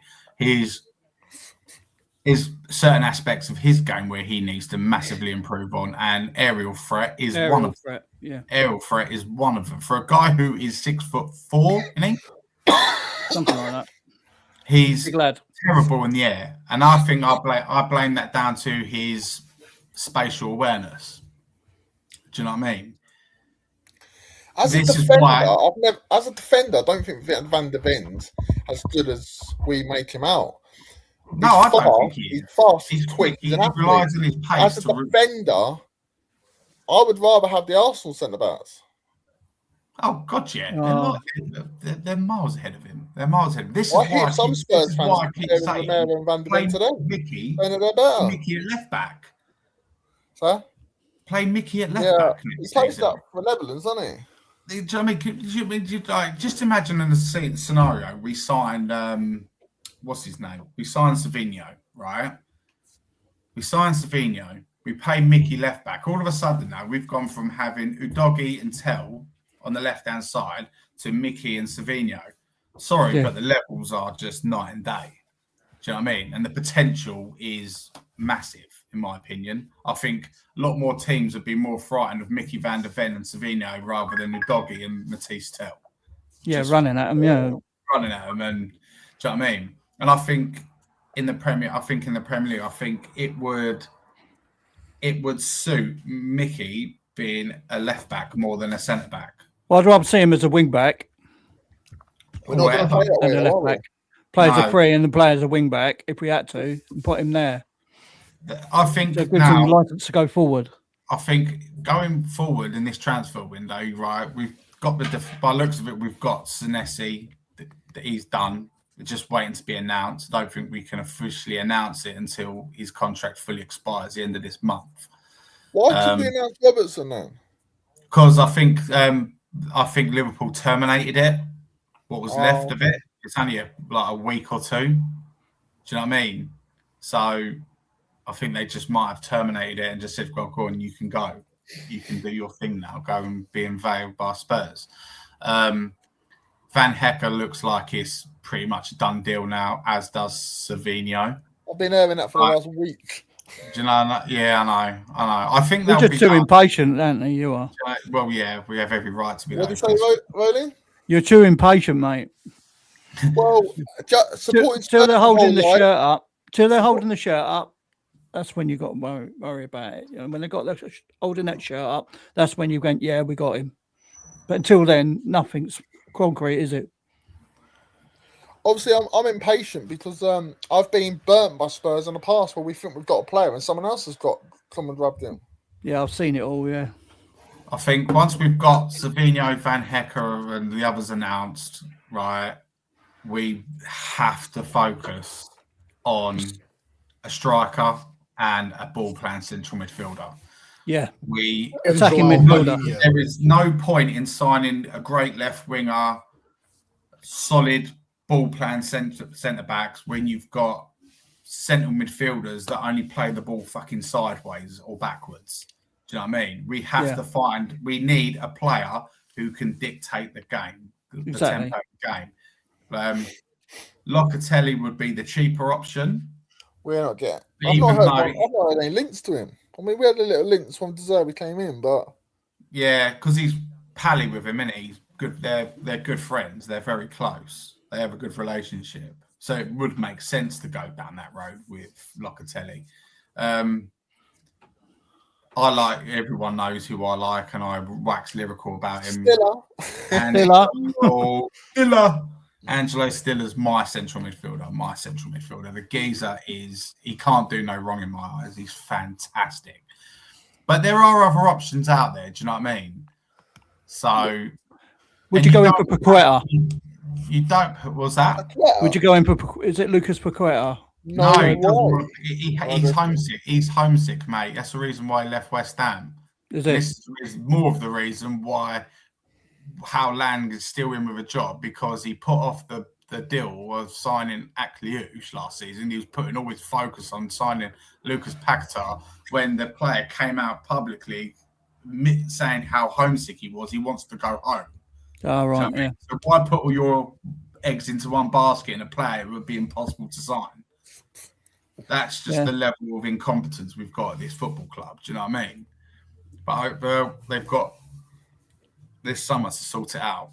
And so far, everything looks like it's moving in the right direction. Still don't know what's going on with Paulinho. I'm still seeing links to the other West Ham boy, aren't you? As well. Who's that? Somerville. No, the other side. No, Somerville. No, not Somerville. I don't want Somerville. Bowen won't come to us. His father-in-law won't allow it. Bowen won't come. Oh, his daddy won't. His daddy won't let him come to us. You know who his father-in-law is? Yeah, his daddy don't. Yeah. It's Danny Dyer. He won't allow it. His daddy won't let him come if he gets paid loads of money. Danny Dyer will petrol bomb his house, mate, if he comes to Spurs. No, he won't. Rolly. West Ham fans will never forgive him, and I know too. Like we never forgive Sol Campbell, have we? Do you know what I mean? Who gives a shit? They get paid. They don't care. Okay, how much do you bet Bowen don't come to Spurs? I know. I ain't gonna bet you because it's one of them, isn't it? It ain't happening. You still see the links, don't you? Do you know what I mean? I've seen hardly any. No, I've not heard anything. He won't come to Tottenham, man. Like, no chance. Bowen won't. No, I think he's got too much respect for West Ham to go and do a Mohamed Kudus. Do you know what I mean? He might have a cocker in his heart. No. I think the foreign players don't care as much, but I don't think the days of when Sol Campbell did it, I don't think that happened again. I agree. I don't think Bowen. I've heard a couple of remarks he made that he wants to help. He would rather stay at West Ham. That's what I've heard. A couple of remarks. Yeah, so have I. He wants to get him back up. Listen, it's just one of them. He says it with an ear. He's got an earpiece while Danny Dyer's telling him, "You say it, Bowen. You say it. I'll kill you." It's the old Morgan Gibbs White Marinakis situation. The old hostage situation, isn't it? Yeah, man. Of course, he's got his, like I say, he put his a little earbud in him and was like, "You tell him you want to stay, yeah? You tell him." You can imagine Danny Dyer saying to him, for we know, Danny Dyer saying to him, look, if you want to go, that's fair enough. You can leave and stuff. It's fine. It's your career and stuff. Just don't join Tottenham. He ain't saying that. He's saying you stay at West Ham, mate, and you get them back up because you're part of a problem. You are the ones that are making my team look shit. So you get your ass out there and you do better. That's more like Danny Dyer. You've never seen what he's like. Yeah, but I've seen Danny Dyer's interviews. Side of it. I've seen Danny Dyer's interviews, and when he first met Bowen, he was starstruck. He didn't know what to say and stuff. So I can imagine he's a bit more calmer when it comes to him. Like probably shakes his hand and says, "Hi, Mr. Bowen." Sort of. Oh, I don't know. No, would you be happy with Bowen if it was to happen? On the right wing, yeah, definitely. Oh, but then Kudus plays. What happens to Kudus? Who wouldn't want Jared Bowen at Spurs? Great. What happens to Kudus? And he does score goals. Yeah, but he hasn't. He had a poor season, didn't he? Who? Bowen. Since January, he didn't play particularly well. I'll look up his stats. Wait there. I think that the fact is that the way that Nuno plays isn't exactly attacking, is it? Let's be honest. And since Nuno's come in, maybe Bowen's dropped off a little bit, I would probably say. Yeah. De Zerbi would love him. Don't worry about all that. Oh, yeah, no, he would love him. Jared Bowen's stats this season, right? He played every game in the Premier League. That's something we never get. That's a promising start. He'll turn up at Spurs. He'll turn up at Spurs, walk into the training ground and get injured. Yeah, Don't worry, we're discussing it. He ain't coming to Tottenham.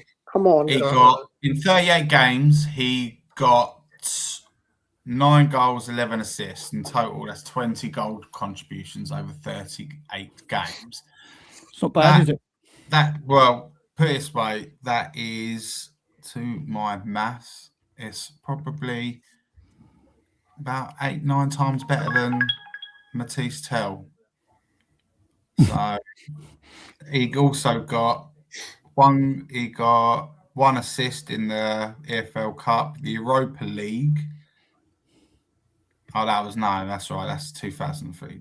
That's the 2003-24 season. So yeah, so he got 21 goal contributions in all competitions last season. I'm smashing right off the keyboard. What's all that about? I think it's about the young players. No, it's about It's about the chat. I think he had a little pop at us earlier in the chat. I noticed a little comment he put on there. Let me go back. Let me see Scott's on fire as well. Our lovely rare sunshine.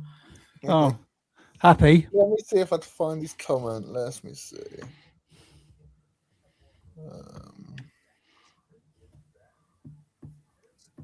Carry on, talking. What are we saying, Dave? Guys, I have to leave. I have to go to sleep. Okay, mate. Pick up, Daniel. Yeah, see you later, mate. Take care. You take care, my guy. Thank you, Maze. You're welcome. I'm on your Spurs. He's just put your mate's put another. He's put a player, Usman Diamonde. I've never heard of him. Diamonde. Yeah. It's Leipzig, doesn't he? No, that's Jan Diamande. I've never heard of Usman Diamande. I don't know who that is. He might have just got the first name wrong, but if there's an Usman Diamande out there, I don't know who that is. Uzaman. Uzaman. There an Uzaman? He's at Barcelona, isn't he? No, that's Usman Dembele. He used to play for Barcelona. Oh, was it? But now he's at PSG, current Ballon d'Or. Yeah, I'll find him. Let's have a look. See, one of you guys in the chat has put. We were talking about Vuskovic. He's the best young defender in the world. He's already good enough. His age is irrelevant. You know what I mean? So a lot of people do. Are back. Here it is. So the first comment he put was, "Oh my God, the levelers of this convo is borderline retarded. Assists ain't goals, but without that pass, there is no goals for fuck's sake." Do we have too many words that are like that word? Like, I really don't understand people. Like, you have to insult somebody to get your point across, which is actually very childish, but hey ho, we move. And my point was actually that you need goals and assists, where assists, just giving assists when you're a winger isn't good enough. We need somebody who's going to score goals. I've always said assists are the unsung heroes. Because without the assist, you don't get the goal, which to his point here, he's actually correct with his point. All right, obviously, but that's stating that was a bit forward. But that's stating the bloody obvious. We all know that assists are obviously mean that you get a goal. But I wasn't saying that that's not great. That's okay. That's fine. But you need to also have goals to add on top of that when you're a winger. Like, you can't just look at some of the other wingers that there are in the Prem. Like, you get wingers that score goals and do assists. That's what you want. You want goals and assists. Oh, you're looking at like, what's his name? Put Tom Kingman's comment up. Anthony Gordon. That's that sort of person, aren't you? Which one's Tom Tinnan's? Which one's that? This is one of the latest. It's the latest. One of the latest ones. Vuskovic shouldn't start.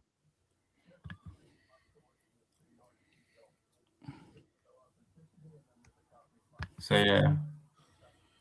Chances of them to do that. Come off the bench. Yeah, I'll do that one. Yeah, I agree with that. I just don't think Lewis Miley. He's a good player, Lewis Miley. He's a great little player, but he's a starlet in each. You know what I mean? Newcastle are going to put a stupid price tag on him. Yeah. BDV. I would say Tom Kingham's put Vuskovic shouldn't start. Okay, that's fair enough. I respect your opinion, but why? I need a reason why he shouldn't start. Leone's that. I think this one's listing all the young defenders, and he just that Leone's at Liverpool, and he just signed for Liverpool last year. Yeah, he got a really bad injury. So if I was going to use something else, I would say like the fact is his experience. He went out on loan because he said he knows he wouldn't have got in front of the current defenders that we have.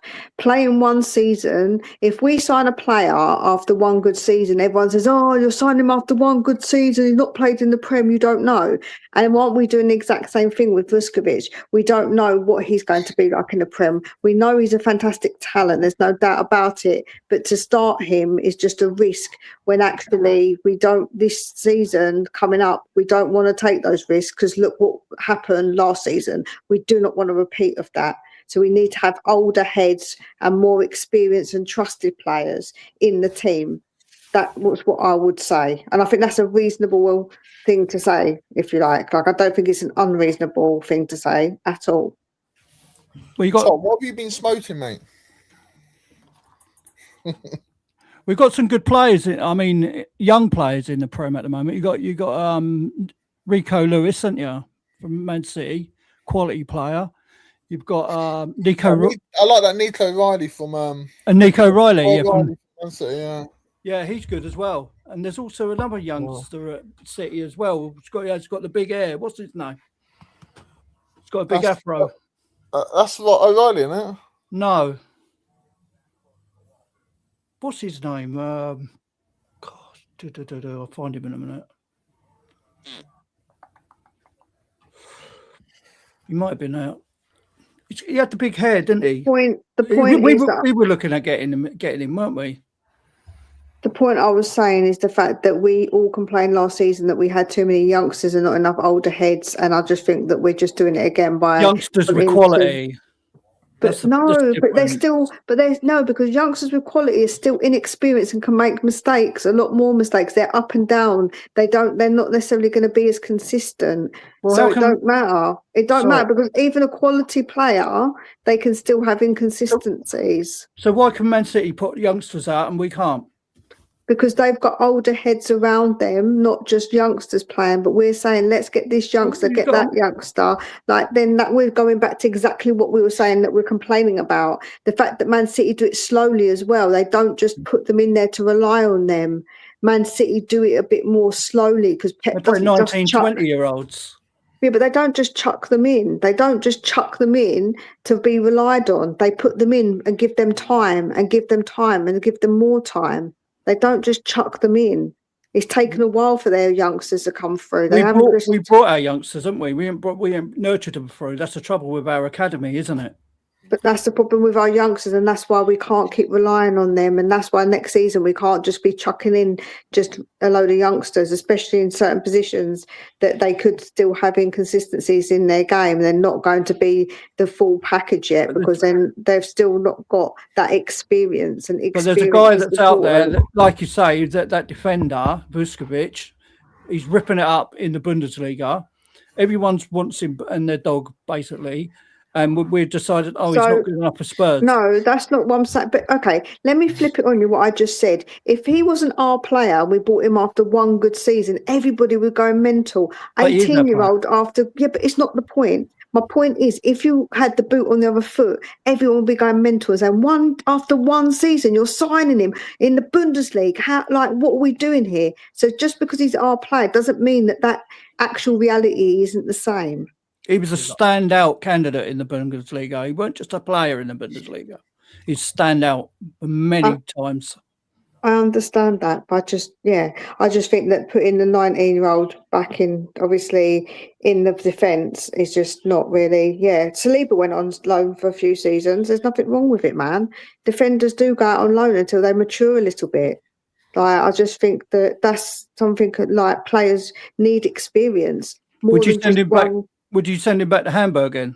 No, I think I'd actually send him somewhere else. I'd send him to somewhere to learn a different league or something. Yeah, no, I'd send him somewhere else, but I don't think he wants that. I think he wants either to play. Well, it ain't up to him, is it? So, Well, it No, is. but at the end of the day, he can't. He's not in any position just because he's come off of a fantastic season at Hamburg. He is not in any position to be coming in and demanding minutes and stuff like that. No, he can't demand minutes. But what he can do is say, "Well, I'm not going to sign another contract," and let his contract run down, and then he'll go on a free. Well, he's still got 4 years left on his deal anyway. Yeah, he's got 4 years. Has he got 3 or 4? Three years. So we could still get the money we want for it. We'd be in no. I think that'd be a mistake. They're saying around £60 million. But then if we don't play, we send him out on loan, and then next year he's only got 2 years. Then like what I'm saying, what do we do? Send him this year when he's worth more, or next year and send him out on loan? If he's not going to sign his contract, surely that shows he don't want to be at Spurs, right? In the team, then. But exactly, so that's why. If he doesn't want to sign, then I don't want any player that don't want to sign. So if he doesn't want to sign his contract, then best thing to do is get rid of him. But going to the loan thing, do you know what I think would be the smartest play? If we loan him, if that's the case, right? You know what I think would be the smartest play then? I think give him his dream move back to Hamburg for one more season because he's dying to play with his brother, but only on the basis that he signs a long-term contract with us. Obviously, he's going to get higher wages and stuff like that. I understand that. I respect that. But only give him his wishes unless he commits his long-term future to Spurs. That's the only way I would loan him out again. That's the only it'd be like take it or leave it, or you'll come into this team next season and you will fight for a place in the team. It's simple as that. Do you know what I mean? Obviously, if you don't send him to, you got to send him to Ham. We've got to send him to a place he wants to go. If he wants to go to Hamburg, send him to Hamburg on loan again. Hamburg he's come out and said his dream is to play with his brother in it. His dream. If we wanted him to go to another club in a different country, and he said no, we can't force him to say, oh no, you need to go over there. If he says no, then it's a no, isn't it? Me personally, I think he's ready. I think he's ready. I just watch him play. I do. I think he's such a talent. His reading of the game is fantastic. He's an absolute weapon in the opposition's box. Do you know what I mean? He's really good in the air. He's physical. He's not a slouch. I think, you know what I mean? If Frank was still our manager, I think he would have brought him back into the team, and we wouldn't have even been signing another defender. We don't know, do we? We'll never know. The thing is, if he comes back into the team, he won't be playing, will he? Because obviously Van Hector there. That's what I'm saying. That's my point, isn't it?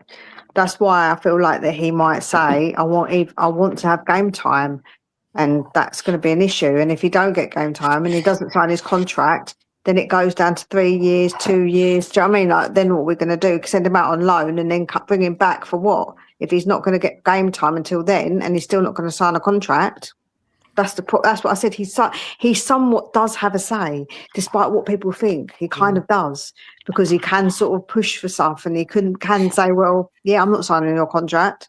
That's the issue. Yeah, that's right. He does have a bit of credit in his bank, though. Do you know what I mean? He does have a bit of credit in his bank coming off a fantastic season. Do you know what I mean? He does, but he doesn't. He doesn't. No player, unless you're an elite football player, can come in and to any club and say, right, this is. Do you know what I mean? I want this so and so amount of minutes. There's only literally a handful of football players in the world that can actually possibly achieve that. So he has got a lot of things going for in his side, and plus we don't have a clue what is going to happen with him, because how do we know De Zerbi doesn't want him starting week in and week out next season? We don't know. Why would he buy Van Heck if that was the case? Probably that doesn't make any sense. Probably because he wants to build a squad, something what we haven't done for. Or because he wants an You mean 2 players in every position? That'd be on first, wouldn't it? He wants an older head probably to come in after Romero, because Romero's leaving, so he wants someone to replace him, to be that older head to play. Because surely that would make much more sense now. I do want 2 players from every position though, because the amount of injuries we get, we need it, don't we? We need about 4 players. To be fair, the reason why he wants Van Heck, because he is the best progressing central defender in the Premier League last season, statistically, like with playing the ball out. Do you know what I mean? He's got a better part. He had a better pass conversion than any other centre half. So that's probably that's the route that he probably wants to go down. As was Senesi. Yeah, Senesi was and Van Heck were both in the top 5. So you can kind of see the direction where he's going down. Do you know what I mean? He wants centre halves that are very comfortable with the ball at their feet and can distribute the ball out. So he will have 4 of them statistically next season. He will have Vuskovic, who's comfortable with the ball with his feet. He'll have Senesi, Van Heck, and Van der Ven. All 4 of them are comfortable with the ball at their feet. So this is why they need to start hurry up and selling. Yeah. Scott, bring that comment up. This one. He wasn't even the 3rd best centre back. Yes, he was. Like he got in the Bundesliga team of the season. How can he get on about? Scott, you're talking rubbish there, mate. No offense, big up to you, but no. He was in the Bundesliga team 11. So, do you know what I mean? So he was probably statistically this either the 1st or 2nd best, because their team of the season is like a 4-3-3. So he only had he's either 1st or 2nd. Team of the season is not nonsense. It's not nonsense, Scott. It's voted by fans and players. It's voted by everyone. It's what people are watching with their eyes. Do you know what I mean? Who was? I can't help you out in that one. I do defend you a lot, Scott, but I can't defend you in this one. Yeah, that one. Great. I will back you on that one. That was just the most ridiculous thing I've ever seen in my life. Paulinho was by a country mile our best player last season. But weren't Vuskovic the team of the season for the whole league? Gray was voted our team of the season, which only because fans like him. Yeah. But if the team of season's voted by fans, then that's obviously part that contributes towards it. So it's got to be someone, if he's liked by people. So it's no different. It's like the likability of somebody. It's opposition fans as well, isn't it? Voting for a team this season. I've got one for you. Would you go for Cody Gakpo? Because apparently we're linked with him. I would. Yeah, I like Cody Gakpo. Not the price Liverpool want. I don't think he'll come. I don't think it'll come to us. I think he. What do they want? He'd want to play. They want 75 mil for him, mate. No chance. No.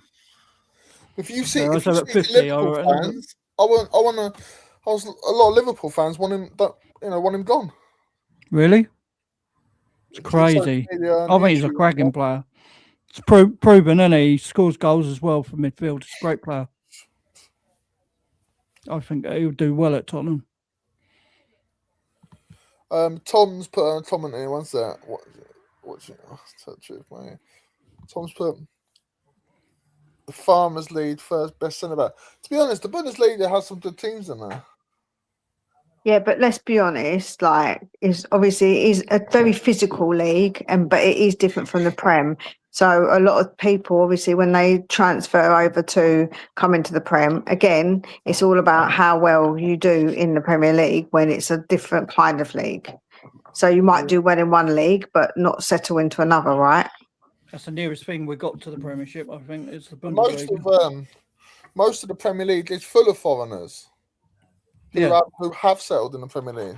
Yeah, no, that's right. It has, of course. Yeah, no, 100%. But it doesn't mean that they won't or they will. I'm just saying that look what happened with someone like Savio. He didn't really settle into the Prem, but other players do settle into the Prem. It's just like horses for courses at the end of the day, but you can't guarantee that he's going to settle and he's going to be all right at the Prem, in the Prem. Also, I think certain players suit certain clubs.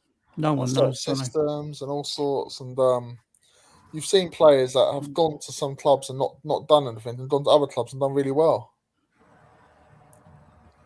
Look at I know this is different kind of level, but Vitinha, for example, from PSG, I can't believe that's the same Vitinha that played for Wolves, who was shit. Yeah, I know.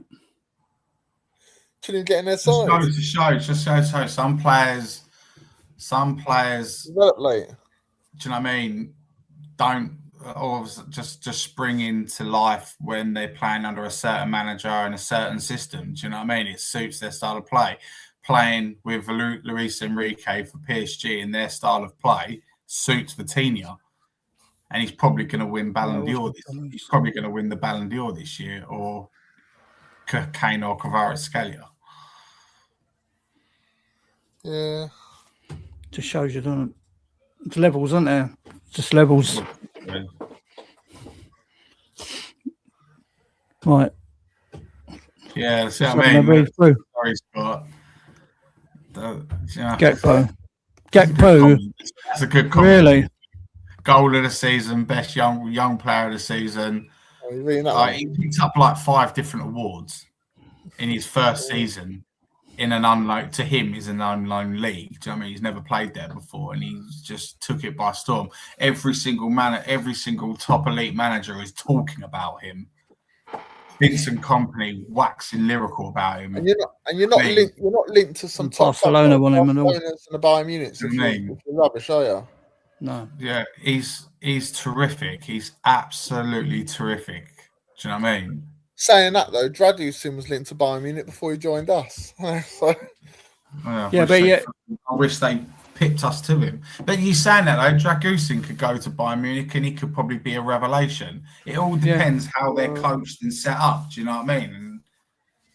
And to be fair, to be honest, I don't think Dragusin suits the Premier League. I think he's too slow, and but in Germany or go back to Italy, he'll probably do really well.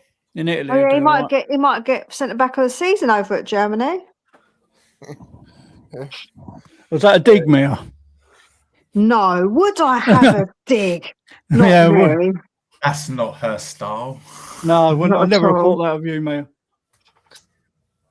Don't worry, at least I say it to your face. Like, if I'm going to have a dig at you, at least I say it to your face, not behind your back. So I'm one of those, and I'd rather stab you in the front than in the back. It's all right.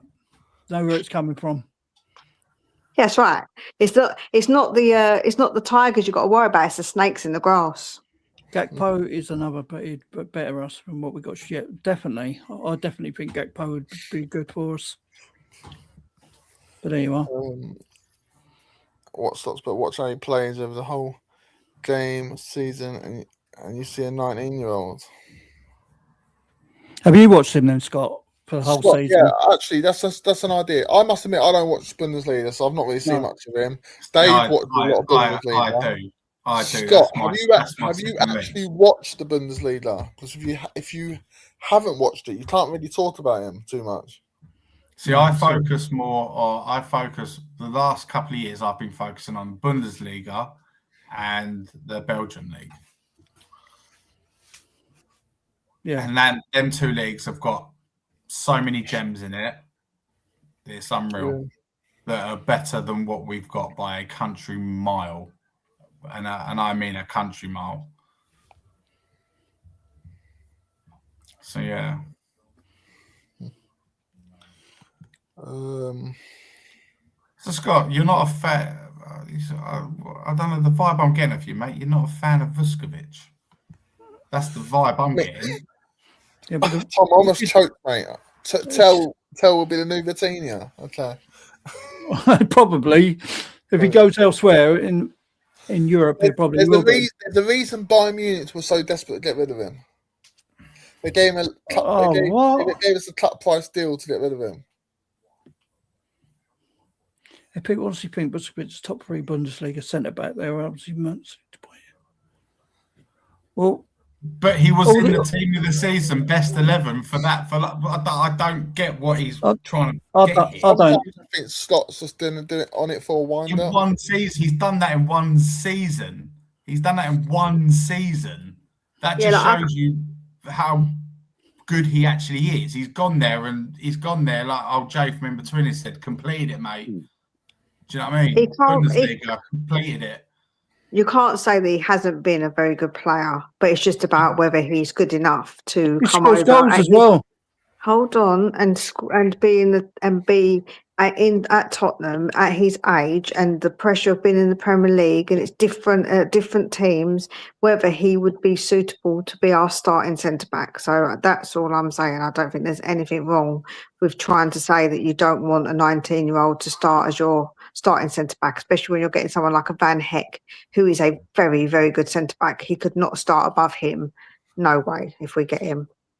This comment here, yeah, this is an interesting one actually. Hannah, do not laugh at me. I would not be surprised next season if we go on a title charge if these things continue. We have a great coach and no European football and no expectations. I don't think we'll win the league. I don't think so. But I am going to put a cheeky bet on it happening. Not I think it will happen, because I don't think it will. But there was a once upon a time where someone put a bet on Leicester to win the league, when they're like 5,001 or something, and it happens. So you never know. But I'm not saying it's going to happen, so I don't think we will. I think anyone that thinks we're going to win the league is a bit deluded, to be honest. But a bit deluded, bloody hell. Sir? A bit deluded. That's extreme version of delusion. I get called a bit of a happy clapper, but that's just a bit much even for me. Keep taking the medication, Anthony. No, but I'm going to put a little bet on, because you never know with football and stuff. It happened with Leicester. I'm not saying it's going to happen with Spurs. I'm not saying we're going to win the league. I don't think we will. We've got the firepower, mate. We will, but we ain't got European football. You never know what's going to happen. I'm not saying we need goal scorers. I'm not saying we're going to win the league. I don't think we will. But there's an interesting thing. Next season, the league is going to be a lot open. Apart from Arsenal, who've got Arteta, Liverpool got a new manager. Chelsea have got a new manager. United have obviously got Carrick. It'll be his first season in charge. Spurs have obviously got De Zerbi. So, apart from Arsenal, I think Arsenal win the league again. But apart from them, I think it's an open playing field for the rest. I'll tell you now. I'll tell you who's going to have a say in the league next season, right? You'll probably laugh at me for saying this, but Man United are going to have a say in it next year. Watch what they do. Watch what they do. Yeah. They've already signed a multi-talented central midfielder in that Edison from Atlanta. Fantastic central midfielder. They're looking to bolster. They're trying to get Elliot Anderson. Do you know what I mean? They're trying to Elliot Anderson. They're trying to get Adam. They're linked with Adam Wharton as well. Just. I mean, they're going to, I think, if they get the right players in and stuff like that, half hands to 17th again. Oh, Scott, I love you, man. That comment's killed me. I think if we get, do you know what I mean? That's what I mean. It's all what is, isn't it? It's not even open yet, is it? No. Do you know what I mean? We need strikers, man. We need a striker so bad, and we need two strikers. We need more than one striker. We need two, but there's going to be very hard because the striker market is so thin at the moment. Yeah. I mean, I would take Vlahovic for a free, take a punt at him. If he's shit, he's shit. Don't matter. You didn't pay nothing for him. I would personally put all my eggs into one basket with Ramos from PSG. I think he's got potential to be a surprise, a big surprise. Do you know what I mean? But in a good way. Do you know what I mean? For us, I think he will score a respectable amount of goals with service he will potentially get with Savinho and Kudus on either wing. Do you know what I mean? I think he's got potential to score a lot of goals.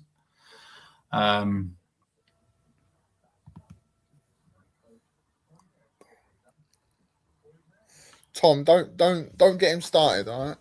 Says he agrees to start. Did you agree with Yeah, Scott? Scott, don't. Tom Um, King and watch Carrick get sacked. I don't think so, mate. Don't Who think was so. it? He's taken Man United from 15th to 3rd in a short space of time. I think he's done absolutely fantastic for him. I will say one thing though. Solskjaer, when he was at United, he was interim manager, did really well. The moment he became permanent manager, not so much. So you never. Yeah, you I never know, but look who was right. Look who was like all the shit happening at their club at the same time. It was the worst state he'd ever been in. Now, Yeah. Radcliffe slowly, he's like got them. Do you know what I mean? He's got them in a much better place than what he was 3-4 years ago. So I don't agree with that comment. You do know that Vladovic's on some mad wages. He ain't going to come to us. We're not going to pay that wages over 400,000 a week. You know that. Apparently, he's told 375 Yeah, euros, isn't he? He's Told told, them he Juventus that he wants 8 million a year, and they said the max they're going to offer him is 6, and that's why he's stalled and he's now moving on. So that's what I'm saying. We're not going to pay that, so he won't come to us. Yeah, 8 million. about 130 grand a week. No, it's not. It's not. It's more than that. He's on more. He's on much more than that. I just checked it. 400 and something million euros. I know that, but he's on 340 grand a week currently. He wants 375. To 8 million a year Yeah. to stay at Juventus. Like, And for 8 million for a striker ain't bad money, is it? Free. Do you know what I mean? He's Yeah, but he want more because he's free. That's what I'm. Because they're not. He want to sign him on. Yeah, he want to sign in on fee, but like it would probably be up to 10. But 10 million for a striker still is not bad, is it? As if he's good though. I don't know. Like I was listening to actually, I think it was Stell who said it. That actually, if you look at him technically, he's not actually that good of a player. So I don't know. I think there's not. It's hard with strikers, like you said. It's not. There's not much out there. No. Would you take Mamouche from City? Yeah, in a heartbeat. But I can't see him letting go. Broly, apparently it's came out next tonight. Apparently they've put Marmouche, Nico Gonzalez, James Trafford, Nathan Acker, Reinders, Kovacic, and Rico Lewis all up for sale. I think the only one that I think I'd call bullshit on is Reinders, because that don't make sense. City putting him up for sale. The others. Going back to the Dave, I've just worked it out. Not Rico Lewis. The Vjalovic thing. If he wants 8 million, if he wants 8 million a year, that's 154,000 a week. 100 and what? 54,000 a week. Yeah, exactly. So he's offered to lower his wage by a drastic amount to stay at Juventus, but they said no, we can only afford to pay you 6 million a year, and he's like, nah, you're right. So why can't Spurs go in? Just saying, for example, why can't we go in and go, yeah, we'll match that. Come and sign for us. We'll give you 5 million on signing fee, whatever. He can't be no worse than Richarlison, surely. I've not seen any links to him, innit? Pardon? I've not seen any links to Vjalovic. Yeah, they've come out today. Are they? Yeah. Apparently, where was I reading it earlier? It's not one of those clickbait articles, is it? No, it's actually an actual website what I use to, where I go to get all my rumours and stuff like that. Yeah, see, I would do what Sonny said. I would go in for Mamouche I'm not really keen on Svinia, but it looks like we're getting him and get both, man. Honestly, I think the Mamouche is a really good player, and he's been in the Prem, and he's got experience, and he's not that old. Like he's got quite a good age, as well. So I think he's actually a really good player. I think he'd be good for us. It's a supply line anyway to a striker, and he can score goals as well, can't he? Yeah. So I'm saying that I think he's actually pretty good. Number 10, that'd be perfect. Oh, was it? Yeah, that was it. Chris Cowling come out of it earlier in his 60-second news report that apparently we are eyeing up. Said it earlier today. Yeah, I wouldn't be opposed to it. Did it say? What did it say? Monitoring. Probably. We monitor everyone, don't we? Yeah, that's the thing, isn't it? That's what we do. I suppose you've got to be in it to get though. Yeah.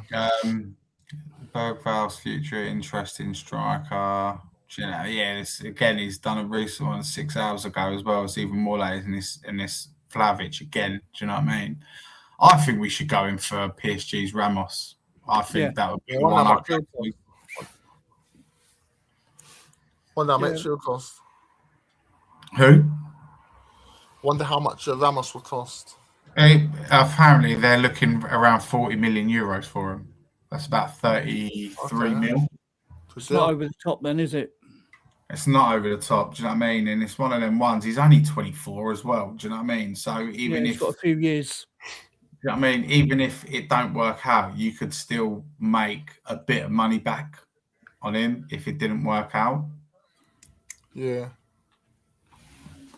I would rather go for him than go for Vlahovic.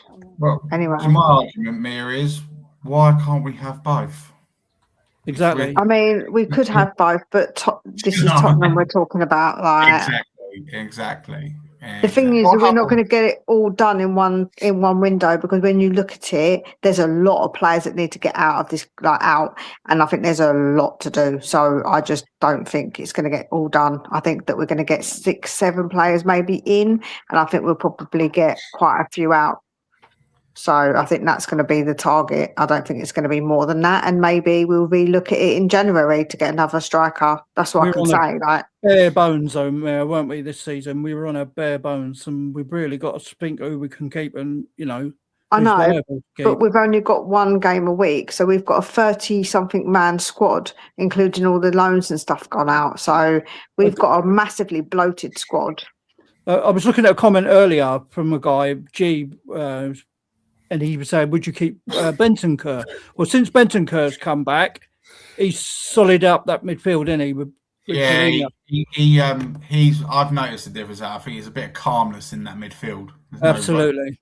You know what I mean? I think he played a pivotal part staying up, and I think the way De Zerbi utilised Gallagher benefited us as well. And obviously, he just played the men. Do you know what I mean? He just played the men at the right time. Do you know what I mean? So, bit of experience helped us get over the line there. Definitely. But I say yes, our youngsters aren't good enough, and what I will say to defend them, they don't give them a chance. They haven't been utilised properly at all. Do you know what I mean? They've just been thrown in the deep end, sink or swim. Do you know what I mean? So, regards to players personally with me, I think Bergval, I would loan him. Me personally, I'd loan him just for 1 year to another Premier League club, just so he can have more minutes under his belt and find out what his best position is.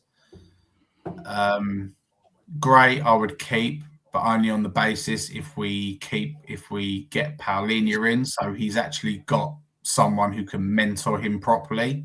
Yep. And do you know what I mean? And Tell, I would.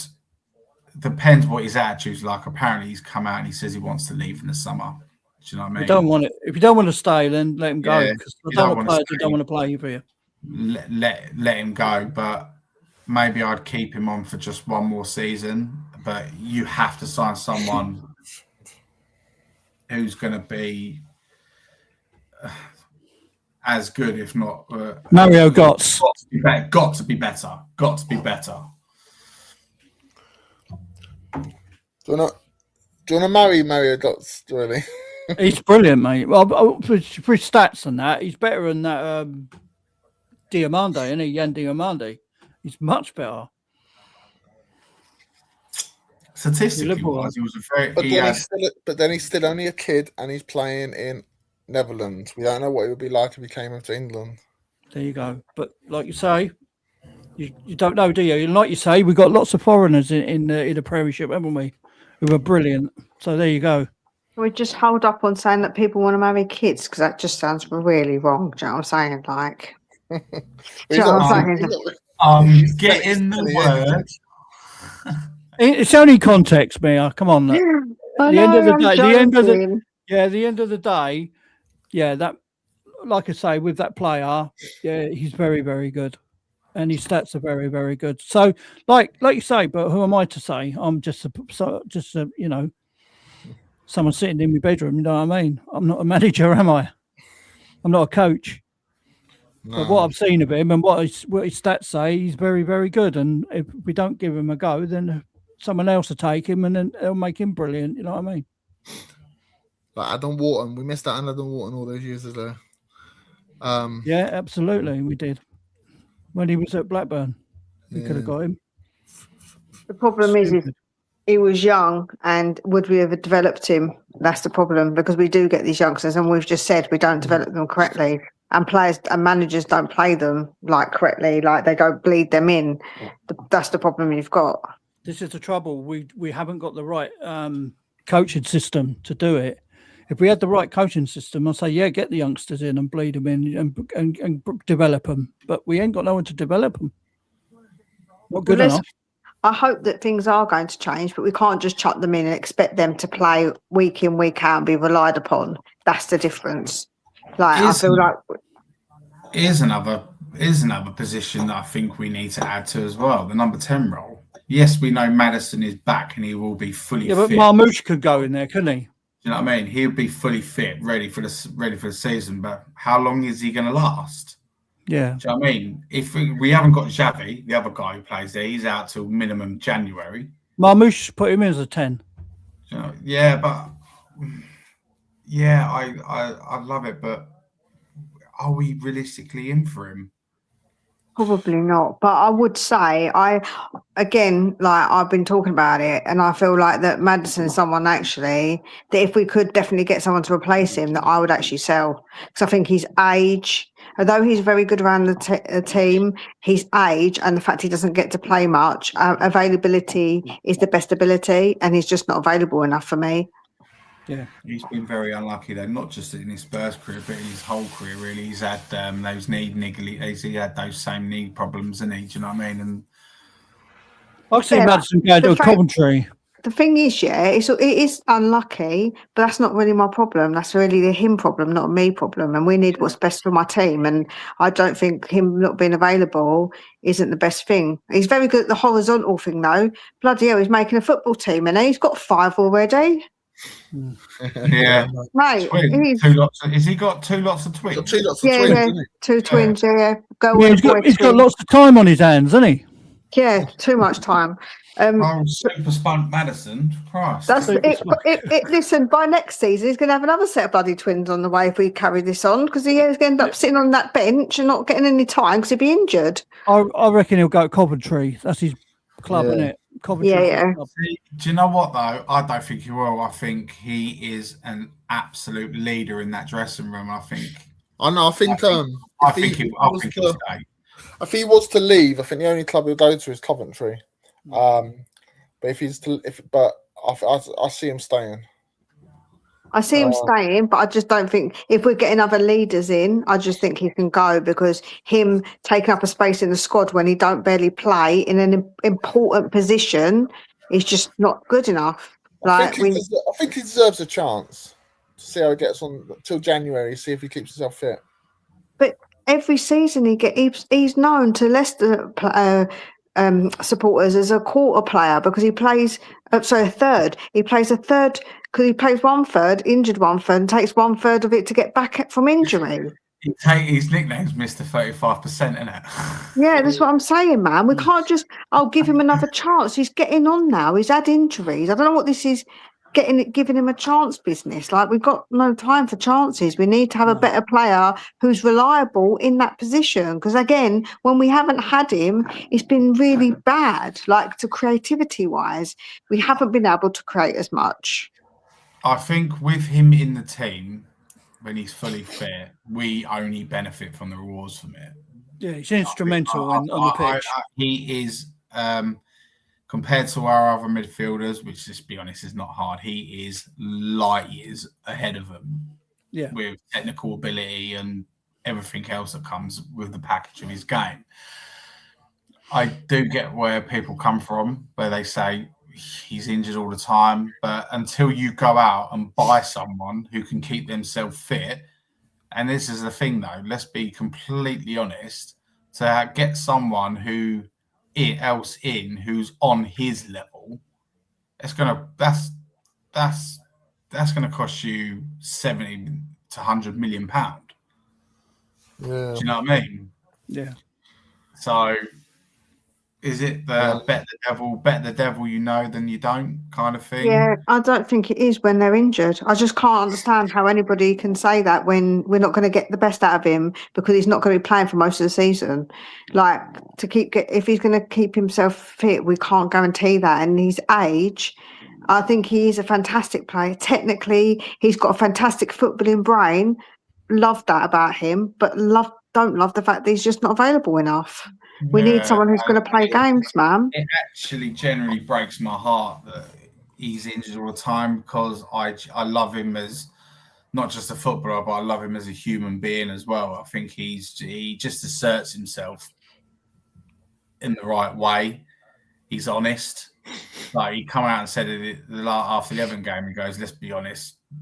This has been embarrassing this season. We are Tottenham Hotspur. We shouldn't be fighting relegation." Do you know what I mean? He's honest. He don't sugarcoat it. Do you know what I mean? Oh, we all know that. And it's a hard one to call because I've got such an attachment to him.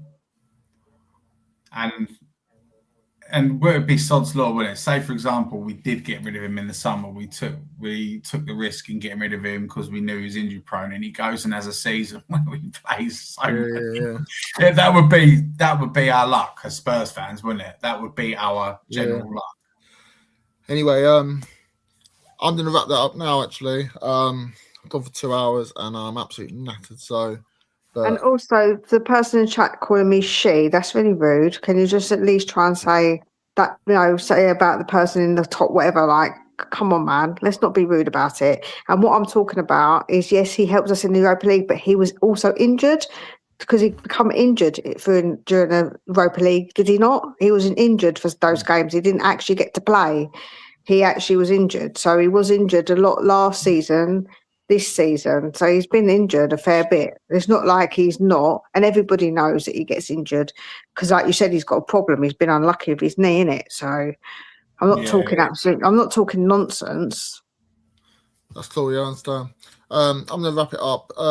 Anyone else? I've not kept up with the chat, so I don't know what's been going on. But can we just all keep it polite, please, to everyone? We much appreciated. Thank you. But shout out your channel, Mia. No, it's all right. I don't want to shout my channel. It's cool. Are you sure? Yep. Fair enough. How about you, Dave? I'm a Spurs syndrome, mate. And obviously our own channel, Spurs Sessions Podcast, which we're live tomorrow. So get over there, people. Spurs Sessions Podcast. And Rolly, you still there? He's barky anyway. I'll say it for him. Yeah. He'll come back in a minute. Where's everyone gone?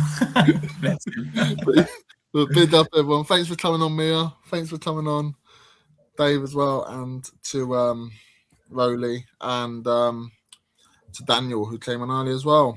And thanks to everyone that's in chat. Sorry, I never read all your comments out, but you're leaving a lot of comments. I couldn't keep up with everyone. So if you can like the stream and if you can give us all a sub, that'd be much appreciated if you haven't already. But big up, everyone. And come on, you Spurs. See you tomorrow, man. See you tomorrow, mate.